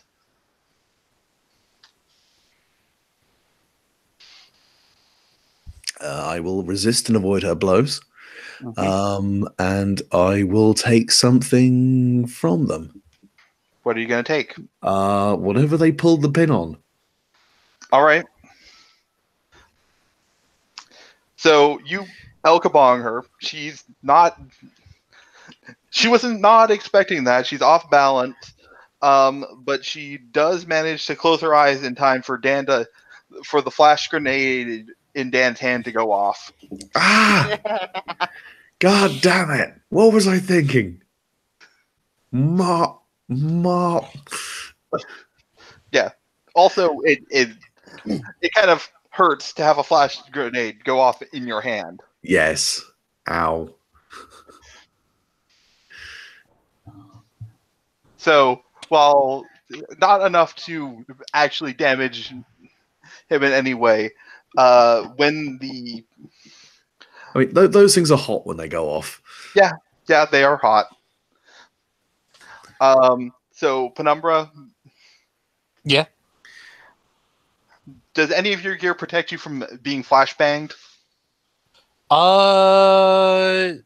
Yeah, probably. All right. You want to roll to unleash your powers? Sure. And I will go ahead and use a gadget to use Superior, because he probably actually has his helmet. I want to say that the actual visor before his eyes is well adapted to react to that sort of stimuli. Okay. Okay, I get an 11. All right. Yeah. So you are not blinded when Carbine attempts to disengage and grapple away. All right. In that case,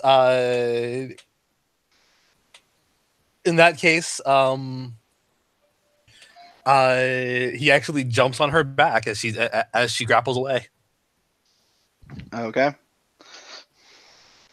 So he's going along with. Mm-hmm.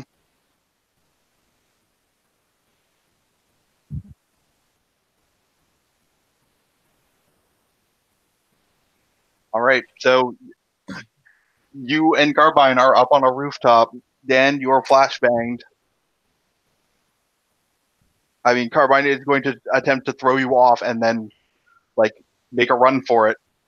Nah, he's gonna continue to melee when they're on the rooftop. Mm-hmm. Roll to directly engage.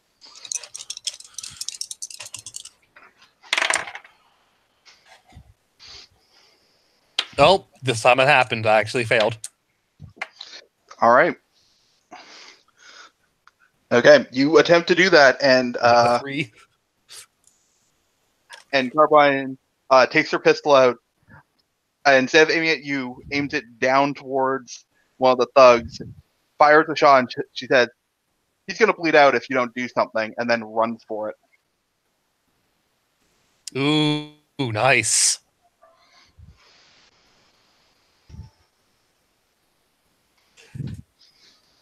He looks at her and is really tempted to run at her. And looks back to the gangster. And looks at her. Looks back to the gangster.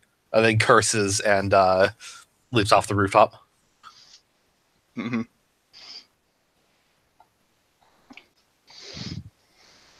All right. So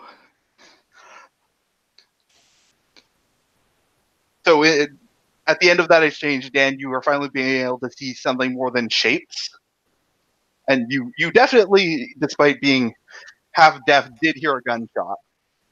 Okay, fair enough. Dan is going to pause for a second, pats himself down. Nope, that wasn't me. All right, that's good. Penumbra, are you there? Yeah, I'm alive. This guy though doesn't have long. Oh shit. Okay, so someone else got shot. Right.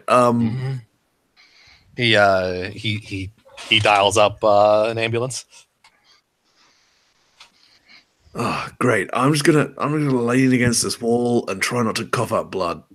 Do you want a hand with that? Oh, Hell, you were hit hard too. Yeah. No, just relax. Go over there. I'm gonna staunch this guy's bleeding. Yeah. So Penumbra, you have been around enough people bleeding out that you know that was absolutely right. If you had not stopped to help this guy, he would be dead. Yeah. So yeah, he's gonna call emergency services, which will no doubt include police as well, as they're going to be very interested in these gangsters on their illegal drugs. Mm-hmm.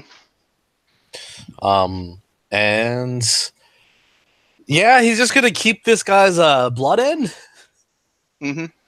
until an ambulance can get there. All right. EMT 101, keep the blood in. Yeah. Yeah, I'll say that in the time you have to just get this guy's blood in, you do that thing where you replay the fight in your head, which I assume is the thing that Penumbra does a lot most of the time after his fights. Yeah. And you realize that, like, from the angle and from, like, where, like, based on the skills you assume that she has, she could have just killed him, and that she specifically aimed to wound rather than immediately kill him to make sure that you couldn't follow. Yeah, like absolutely. He like he's of the mindset that while she would have killed these guys, given the chance, this was just so that he would be off her back. Yeah. You also realize that this might have also been a test to see, like, what kind of person you were. Interesting. Because again, Penumbra does not necessarily look like the kind of guy who would stop to help a bleeding gangster. That's true. He does kind of put off that Punisher vibe. He does. You're right. Yeah. So he internalizes that. And just like calls out to Dan. You hitching around with the incoming ambulance? That feels like it might be a good idea. At least make sure nothing's punctured. I'm sorry about that, man. It's fine. It's my fault. You handled yourself well. Honestly, I'm not really. Not really as good as the rest of you guys. All things considered, you handle yourself well too. And also, I would be dead if not for you.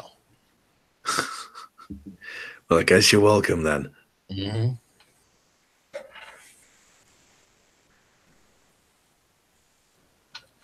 Well, that's a good end to the scene. Yep.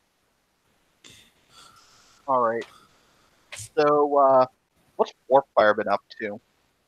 Other than, I assume, reinstating his paladin disguise. I thought everyone else is going to talk to the agents about the mess up there. I think before I probably go.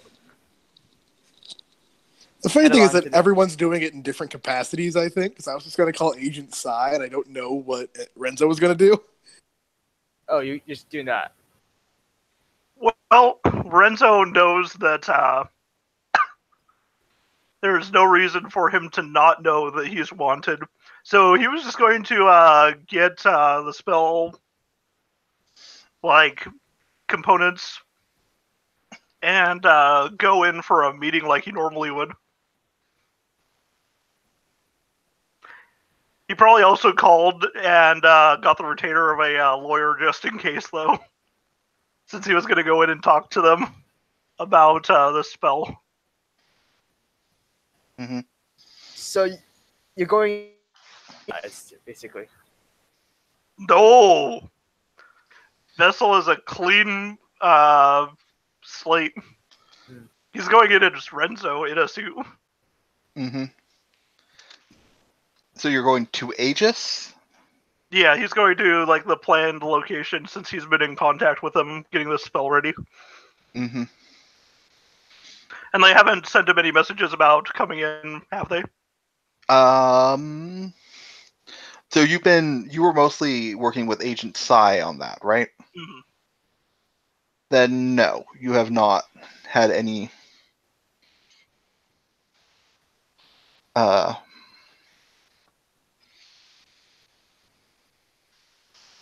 you have not had any messages from her. So you're just gonna He knows where her office is. She's given him that information, correct?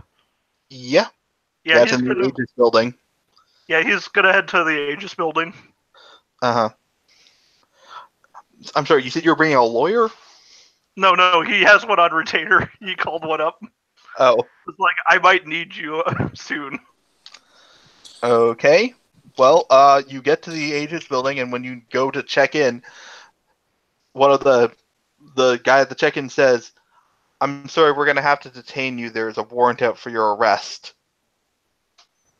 Really? Can I ask what for? I've been busy with this spell for a while.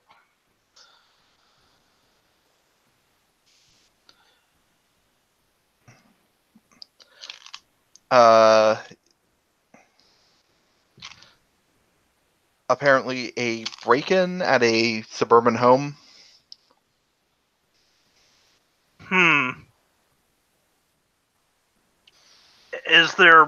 What evidence is there that I was at this break-in? Eyewitness accounts place you at the scene, and additionally your a Vagabundo cloak was found there. Mine was wrecked by some acid. I can turn that in for evidence. I've been working on a new alias, but as it is, I don't really have a hero alias yet. All right. I'm willing to go in. Can I talk to Agent Psy, though? I'll see what I can do, but we will have to detain you. Understandable. Do you think I'm going to be needing a lawyer? It is your right to have an attorney present while you're being questioned. I love this country so much. You have no idea how much better it is than summarily getting beheaded if there's any fault found with you. All right. Yeah, so the desk guard will call some security, and they'll a couple of Aegis agents will take you into a holding cell. Now, to properly hold me, you're going to make sure there's no shadows and no mirrors.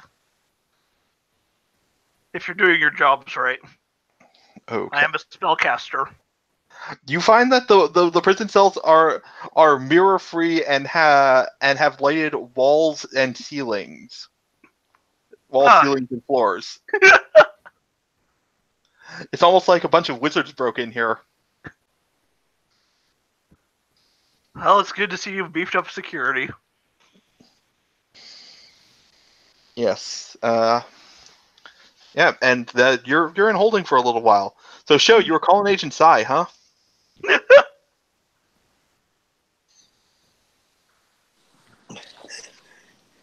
Yes, I was.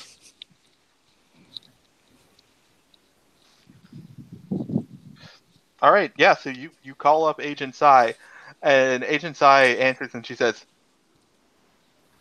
"Hold on, let me call you back," and hangs up. And then you get a call from a different number. I picked that one up. All right. Okay. Did you do it?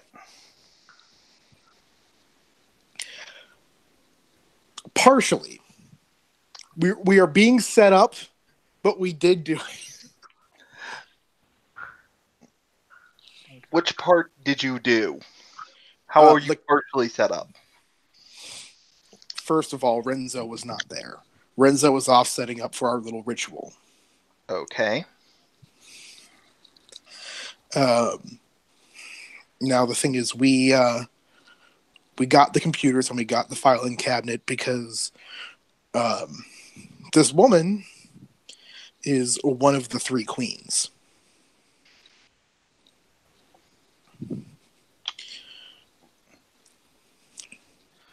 We were going to return it, but when we realized we were being set up even more by having the garage completely emptied out, and we weren't able to. But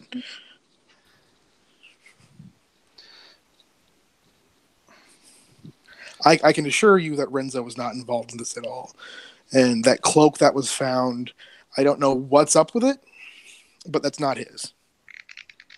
Mm-hmm. The cloak was pretty flimsy, honestly, as far as evidence goes. The problem is that there are a number of eyewitnesses that say he was there.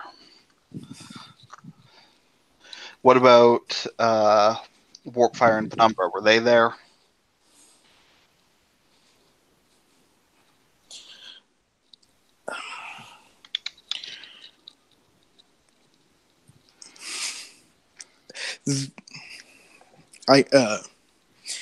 Warpfire was obviously there. If you couldn't tell by the fact that people saw him screaming in the streets. But It's a bright glow. No screaming. Just saying. Mm-hmm. Nuance. But we have evidence of what was removed from the garage. I can tell you that much, at least. Okay. All right. I guess my question is, do you have proof that she's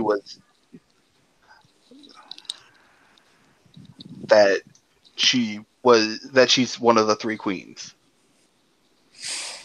Here's the evidence file, the profile that I can come up with. Beyond just having the name associated with the three queens that we got from another witness earlier. One, if you couldn't tell, there was that portal in the garage that was identical to a portal that we found at the Queen of Cauldrons. Mm-hmm. Yeah, albeit smaller. And two, we have picture evidence of her business in the garage, which included possible raw materials. We have someone working on doing a lab analysis as we speak. We've got top men working on it right now. Right.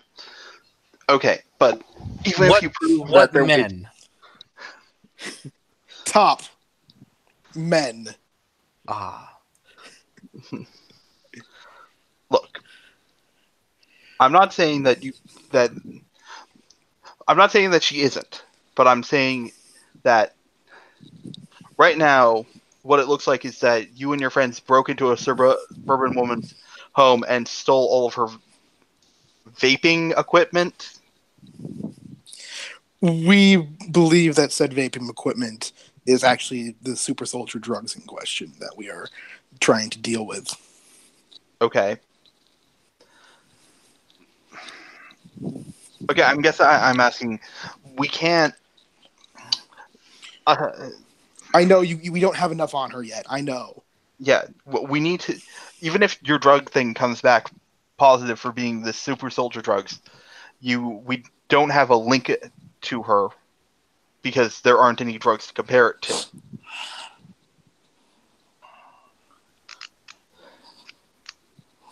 I know.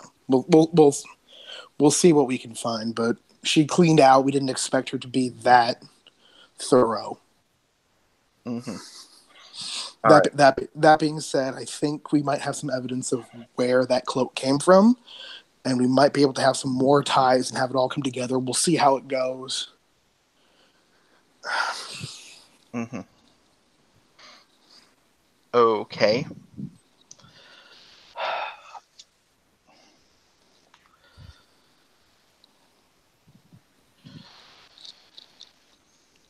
Look, hold on. I'm getting a call on my other line. She puts you on hold for a second. Comes back. Do you know why when Renzo is now sitting in one of our holding cells?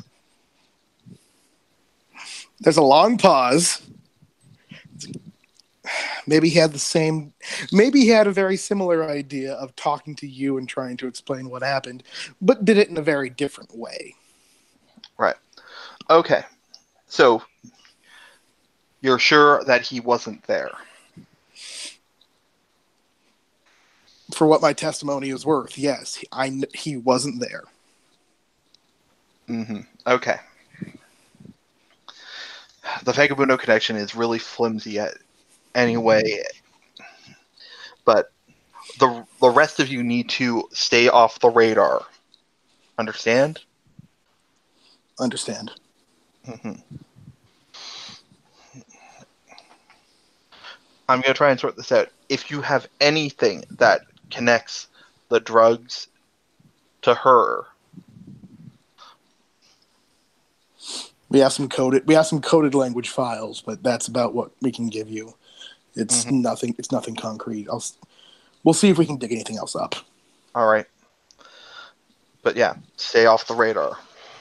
Will do. She'll hang up and then probably do something like sigh in her office outside of the view of any of the characters, and then go over to the holding cell.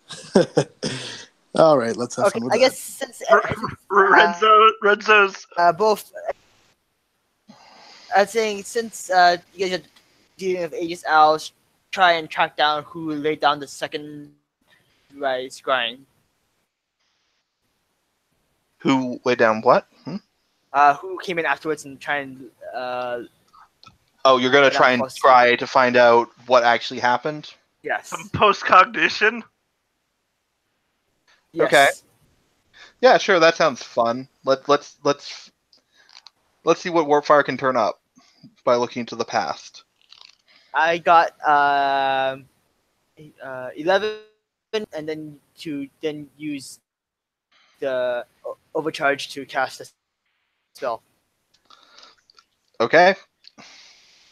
Actually, no. With my number, I don't even need to do that. I already got that, so I can. I already have to declare that first. Yeah. Mm-hmm. So yeah, I use overcharge to cast the souped up. All right. I have to figure out what the hell happened. Okay. So, basically, what happens is you see her get home. She goes in, goes to unlock her door, finds that it's already unlocked. Has her daughter wait in the car, goes and looks at everything.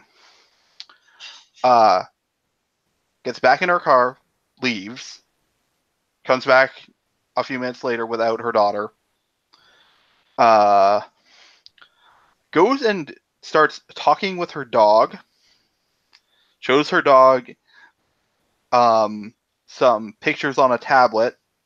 The dog seems to point at one of the pictures. It is a picture of Penumbra. She then goes to the garage, opens the portal, and shoves all the boxes through it. Knocks over one of the shelves and tosses the Vagabundo cloak on top of it.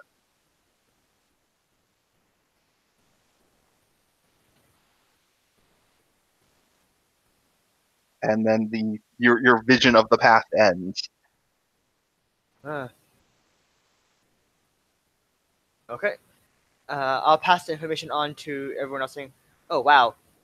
She, looks like she had that cloak ready to lead falsely. She was able to push everything away back to the portal and line to be used as a dodge.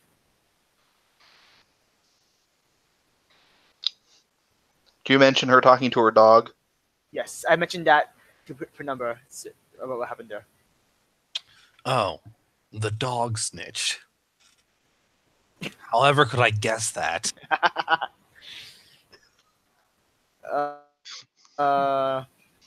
You know, I heard there was a villain who was aware of the dangers of dogs and grenaded one once. That monster.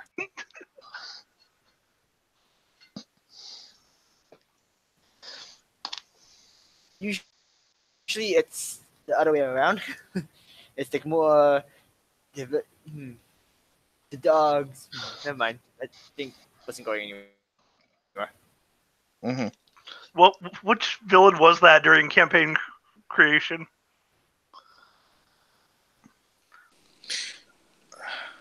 It was the guy with the possessed knife, I think. Yep, Who it was. who Yeah. caused the Crimson Cowl to exist. Yep. Oh, okay. Oh yeah. The No, one no, with the no. fat. He's the one who killed the Crimson Cowl, I believe. Yeah. Is one of the Zanes. I think he did both. Like he killed the dog, and that made the Crimson Cowl go John Wick, and then he later killed the Crimson Cowl. Maybe. I feel like the person whose dog he killed was somebody else, but we can look this up later. Hmm. Sorry, I'm just going on a tangent. Uh-huh. I think we can all agree that just grenading dogs in general is not a good thing. I agree. Yeah.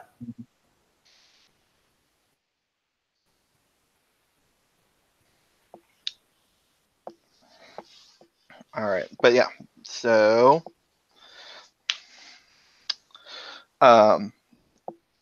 yes, back to the matter at hand. The dog did in fact snitch on Penumbra.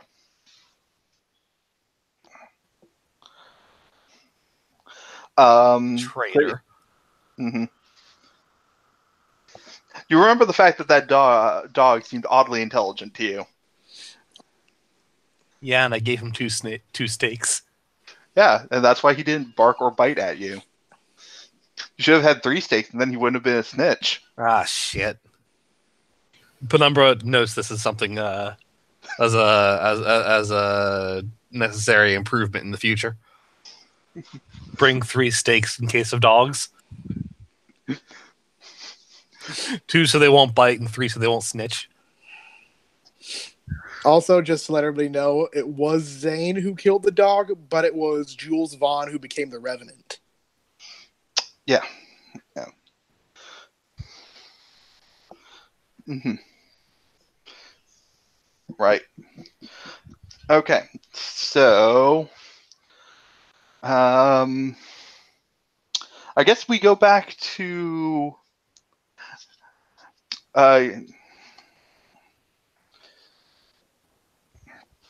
Renzo, currently sitting in a specially made anti-wizard holding cell.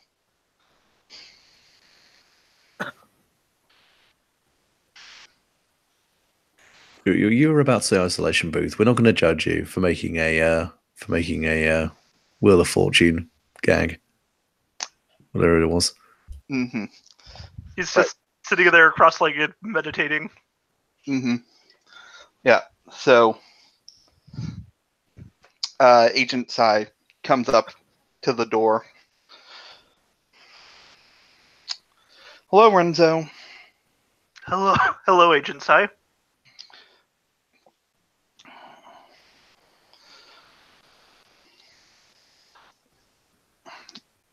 We're still waiting on your attorney to arrive. Do you still wish to talk to me? I just wanted to let you know that I have the supplies ready for the spell. Right. Well, that might be on hold given the recent allegations against your team.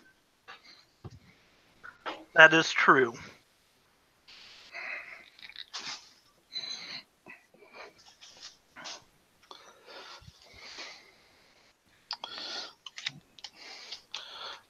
Do you have anything you'd like to say about the incident in question?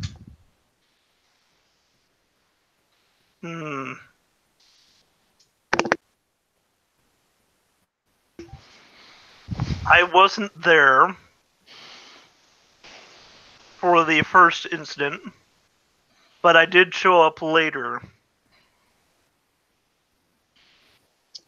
The owner of that cloak that was found in the garage can be located at such and such construction site.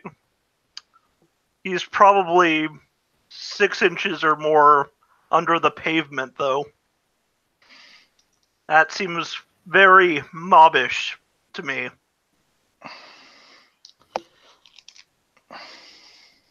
Yeah, she'll look up that address, look at the company, look through the known companies that own that company.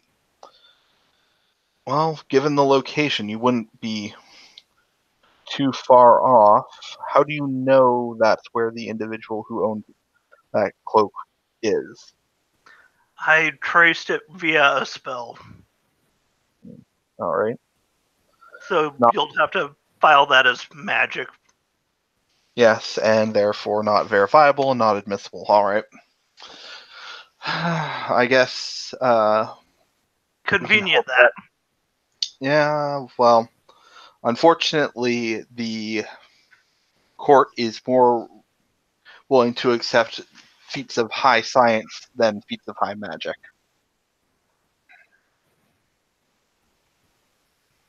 Especially given the number of frauds that have shown up or come about. There are a lot of charlatans.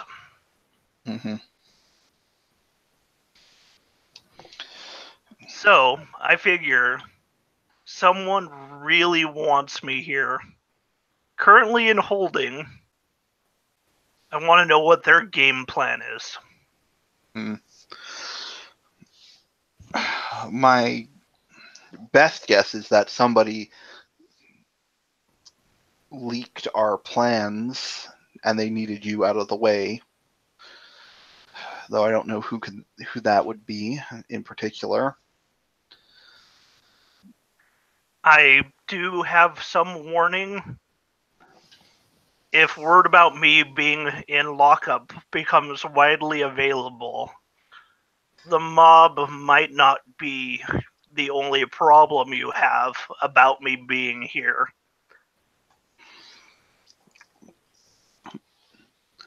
You believe agents from the Isle of Vagabundo will come to try and retrieve you? Silence you? Either or. I'm not a lowly foot soldier, though. I need to warn you that. Mm-hmm.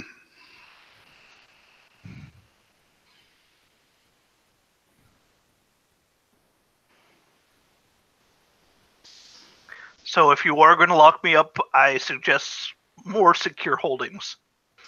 Right. Well,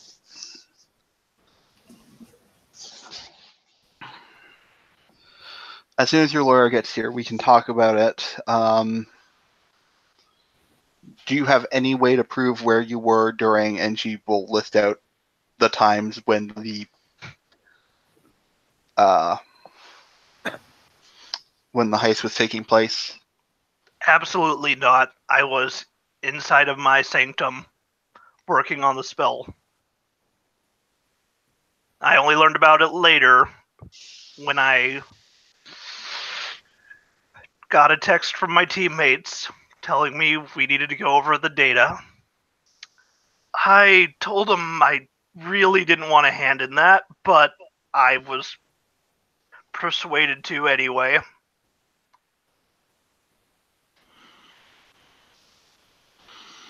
Mm-hmm.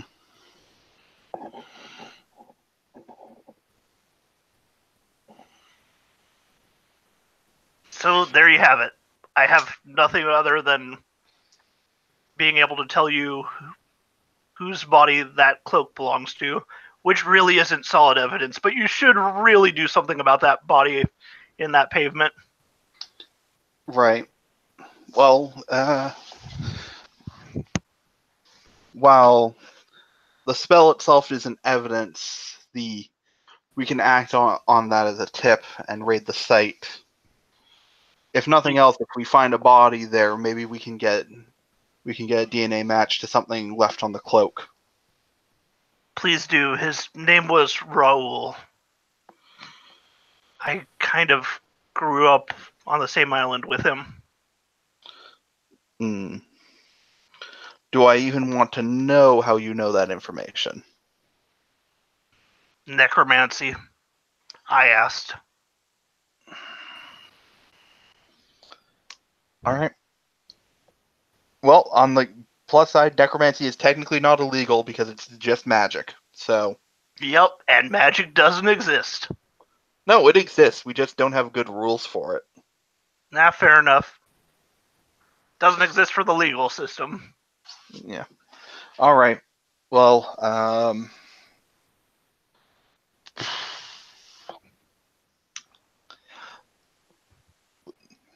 I'll be back when your lawyer gets here. Not a problem. All right. So, I figure we can skip past the part where I argue with myself. And basically, Quick, roll a couple rolls for intimidate between the lawyer and Agent Psy. yeah. Well, Provoke for someone one thing, this is one of the rare instances where the defense attorney and the cop both want the exact same thing, which is you not being in jail currently. Well, I mean, but is this falling Agent Psy though? Has she managed to like pull rank here and get this, or is somebody else like Hightower trying to just be like, nah, fuck this kid? No, Agent Sai says no. That basically said that because you were on record working on a special Aegis project under her supervision, she gets to basically be in there for questioning. And technically speaking, they can't act. There's no evidence that you were actually there, especially since your tip about the body came up correct. Mm-hmm. And, also added the arrest of a dozen probably mafia contractors.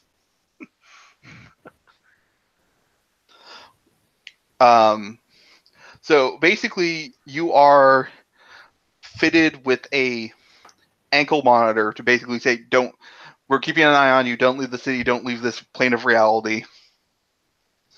I routinely do that. Well, don't, for the In time fact, being. Large chunks of my home are outside of this reality. Can you... Look,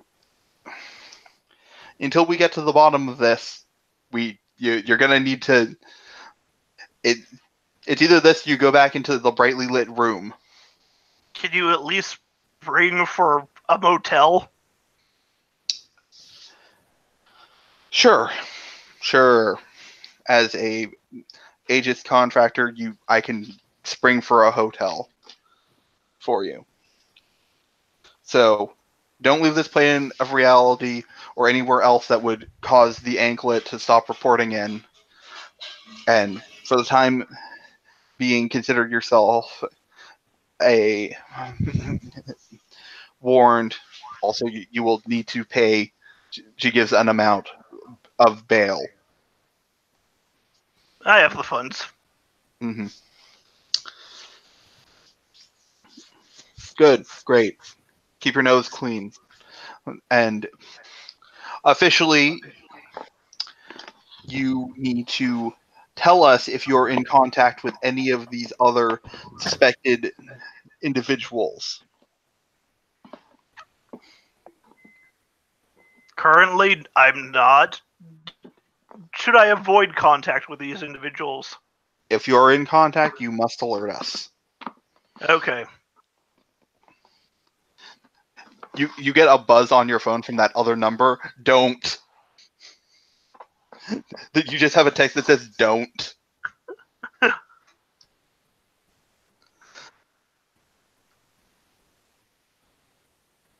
And then, yeah. Agent I will let you go.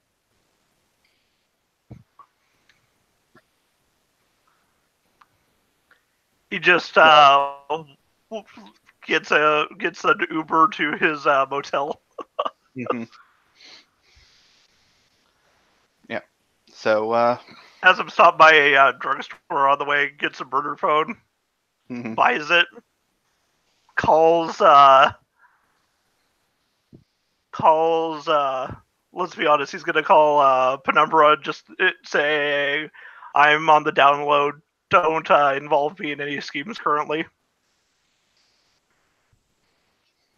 Fair deal. I went in. I'm ankle braceleted up. Oh, man. Well, if you need me to set anything up to have that keep responding, even if you are no longer in this plane of reality, or you've left the city, let me know. Otherwise, yeah, I do not mind. I want them to have an easy target.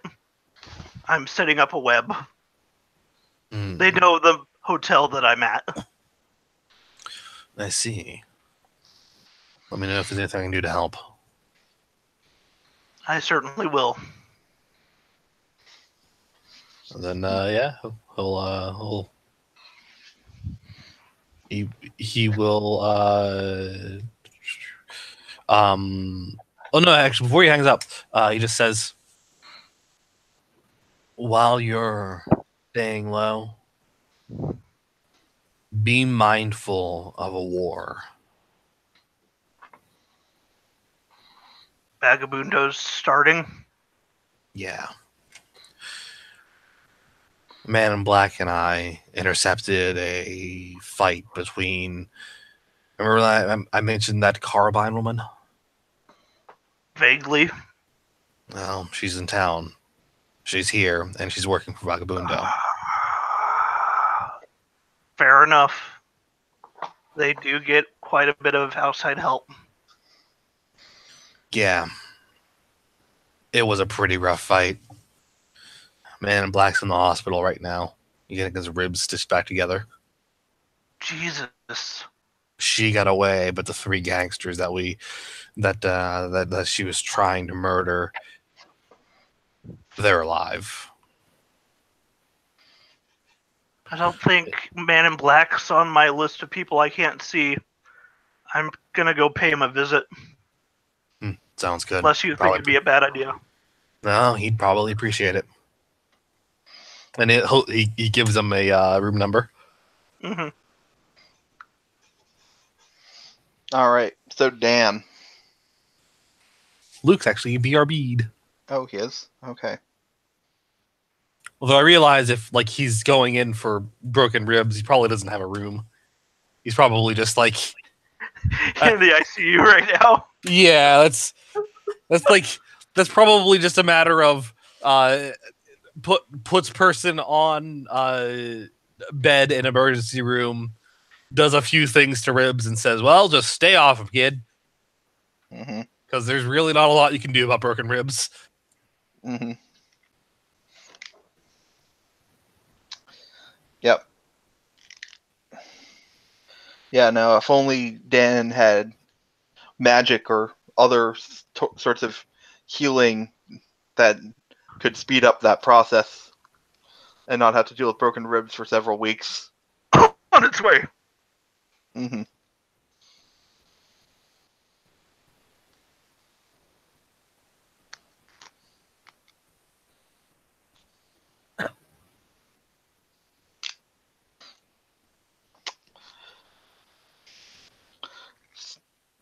So, is Sho doing anything after getting off the phone with Agent Sai? I was thinking about doing things, but all I come up with are really terrible ideas. That's why Renzo went on the other side, so he could get past this issue and be ready for a fight with I go ahead and do them. Do your terrible ideas. No. Go on. Here's my question. Where are they holding the Queen of Cauldrons right now? She is a gnome wizard, so she is probably in Aegis custody. We've tilled that soil. We should not do this. Exactly.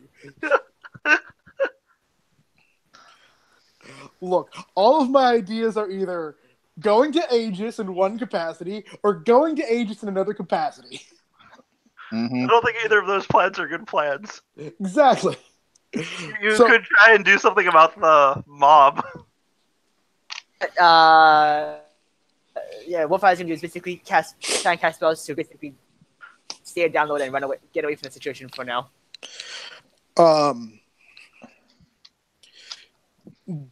Does anybody? I'm gonna ask the Peanut Gallery in character. Does anybody know of any mob run speakeasies?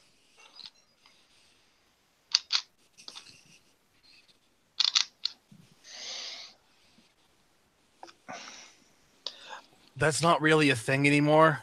I know. Given that Prohibition ended almost a century ago. I mean, it depended. The mob is a little old-fashioned. Yeah, are you telling me they don't have aesthetic? In an alternate timeline, there's yeah. definitely a speakeasy that you guys went and fought at. Wait, wasn't it? What About that? wasn't the Yeah, Magus? okay. That's the joint that Penumbra gives an address to. It's that speakeasy in I mean, that speakeasy was in Lincoln Heights, and I'm pretty sure that doesn't exist anymore in this oh, time. fair enough. Yeah. If that existed, there would be a Blackbird in there punching things. It's true. What he says is the only one I knew of was in Lincoln Heights, and that went away fast. I guess I'll just have to patrol for that then. Mm-hmm. Okay. Well, actually, since we're at like 9 o'clock, maybe we'll hold off on that and do that next week. Yeah. That is fair. Uh-huh. I actually won't be here next week, just to FYI, but honestly, it's going to be a bad month for me because I like working Tuesdays. So. December is a bad month for everyone always. Yeah. In the years I've been playing games online, Yeah. December usually shuts down for like a month. Mm-hmm. Yeah, more or less. That I am somehow in a D&D game that's starting in December is a mystery to me. Yeah, if you do the first week, then you can get away with it. We don't know if they're going to consistently play every Monday. Okay, that is odd. In December, and it's like, what is... This goes counter to everything I know about RPGs. Mm-hmm. All the ones that I survived through on December's have been text-based, so... Yeah. Now here's the question, Nate. What type of character are you playing? Oh, I'm playing a character that you would play, Ed. Oh, really? Warlock. No? Wild Magic Sorcerer. Yeah, there you go. Do you have your Trials of the Warp ready to go? Perils of the Warp? Yeah, I'm prepared for perils constantly, forever. Let's do a into session moves, and then I'll tell you that is more about this character, so that Luke can go to sleep. By the way, I grew closer to Dan. Go ahead and shift my labels. I would say, I'd say, jack up your savior. Up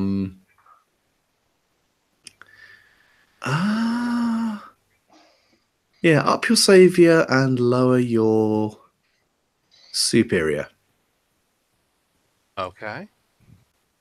She kind of got put in a difficult position by someone who was almost outclassing you, and you took the morally solid option. Fair enough. That's something he's used to. It was odd. He's not used to being the person with more morals in that situation. Yeah. Yeah. All right. Okay. Luke. I think right back at you, really. Okay. I do have influence over you already, so I go ahead and shift up. Would I be fucking you over if I shifted up your danger and lowered your freak? No, not really. Okay.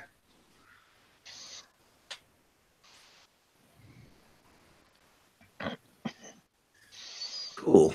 Sorted. All right. You established yourself pretty well as a punch boy. Mm-hmm. 10 out of 10. Would bring you along as punch boy again. If you're getting punched, I'm not getting punched. Mm-hmm. You're gonna give me a good review on Rumbler. Yeah. Love that site. So useful. Mm-hmm. Rating your punch boys. Ed. Yes. I'm sorry, guys. I can't say that any of you that Renzo requested any of you. That's fair. That's fair. That's understandable. It's been a bit of a disparate kind of session. Yeah. He grew closer to himself. His mundane went from -2 to -1, and his danger went down since he is not some hoity-toity, high and mighty wizard. He's a normal potential citizen who could easily be arrested and will not pay back. Mm-hmm. All right. Richard.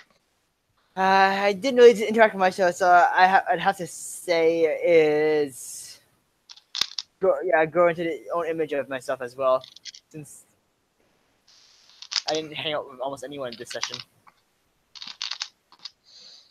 All right. How are you shifting your labels? I think I am going to lower my danger and increase my superior. Okay. And finally, who is Show taking influence away from someone? You know what? I've realized something. It's actually kind of easy to power game this ability. I'm not going to.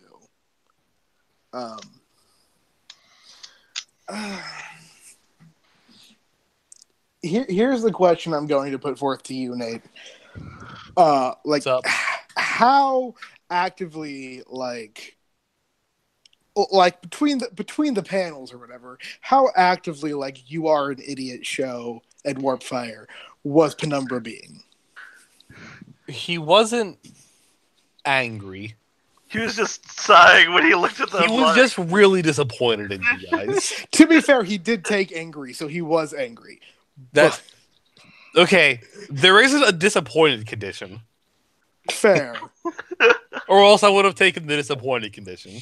I'm just. I really have no idea how you would clear the disappointed condition. By the way, like watching them be competent. I think this is a condition breaker for that. whew, That's a hard one. yeah. Yeah. Basically, here's more of my question. Do you think that it was obvious enough, knowing that Penumbra is a little bit stoic, do you think it was obvious enough that he was disappointed? It's obvious enough that he felt you could do better, or else he wouldn't have brought you with. Okay. So, like, it's both a bad thing and also probably a flattering thing, because he wouldn't have brought you along with if he didn't believe in you. But he definitely feels as if you were not on your A game, and he's disappointed by that. I'm not going to remove influence from Penumbra then, because I don't think that's, like, strong enough. But I think I'm going to give it to Renzo. Just because, like, realizing that, like both of them were willing to go to Aegis for this, even if in different capacities. And the fact that, like, Renzo is really, like, he's not dropping the ball on this. He's doing it his own way. But he's really picking up the ball and going with it in his own way, though. So like, show can respect that. So I'm going to give influence to Renzo. Yeah, but Renzo really didn't talk to you about this. I know, but like, I mean, the fact that Renzo went on his own and tracked down the body and everything, and the fact that Renzo, the fact that Renzo basically volunteered to be the eyes on the ground, the fact that Renzo went and searched and tracked down this evidence on his own, the fact that Renzo went to Aegis, whether it was. You have to remember that Sho is a character who inherently is based entirely on self-reliance, and giving a crap about people is a very big thing. So the fact that being self-reliant and doing that, that's, the choice that gives you the influence points over. Fair enough. Fair enough. You can look at me, like, off in the distance and be like, he's a good man. You did good, kid.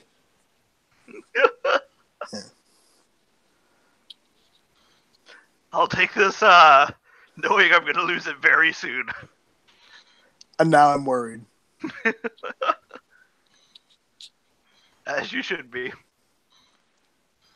Okay, who do we have left? Let's show the last one. Well, Yeah, I think that's it. Alrighty. good session, guys. It GG. was. Yeah, good sesh. All I can think is that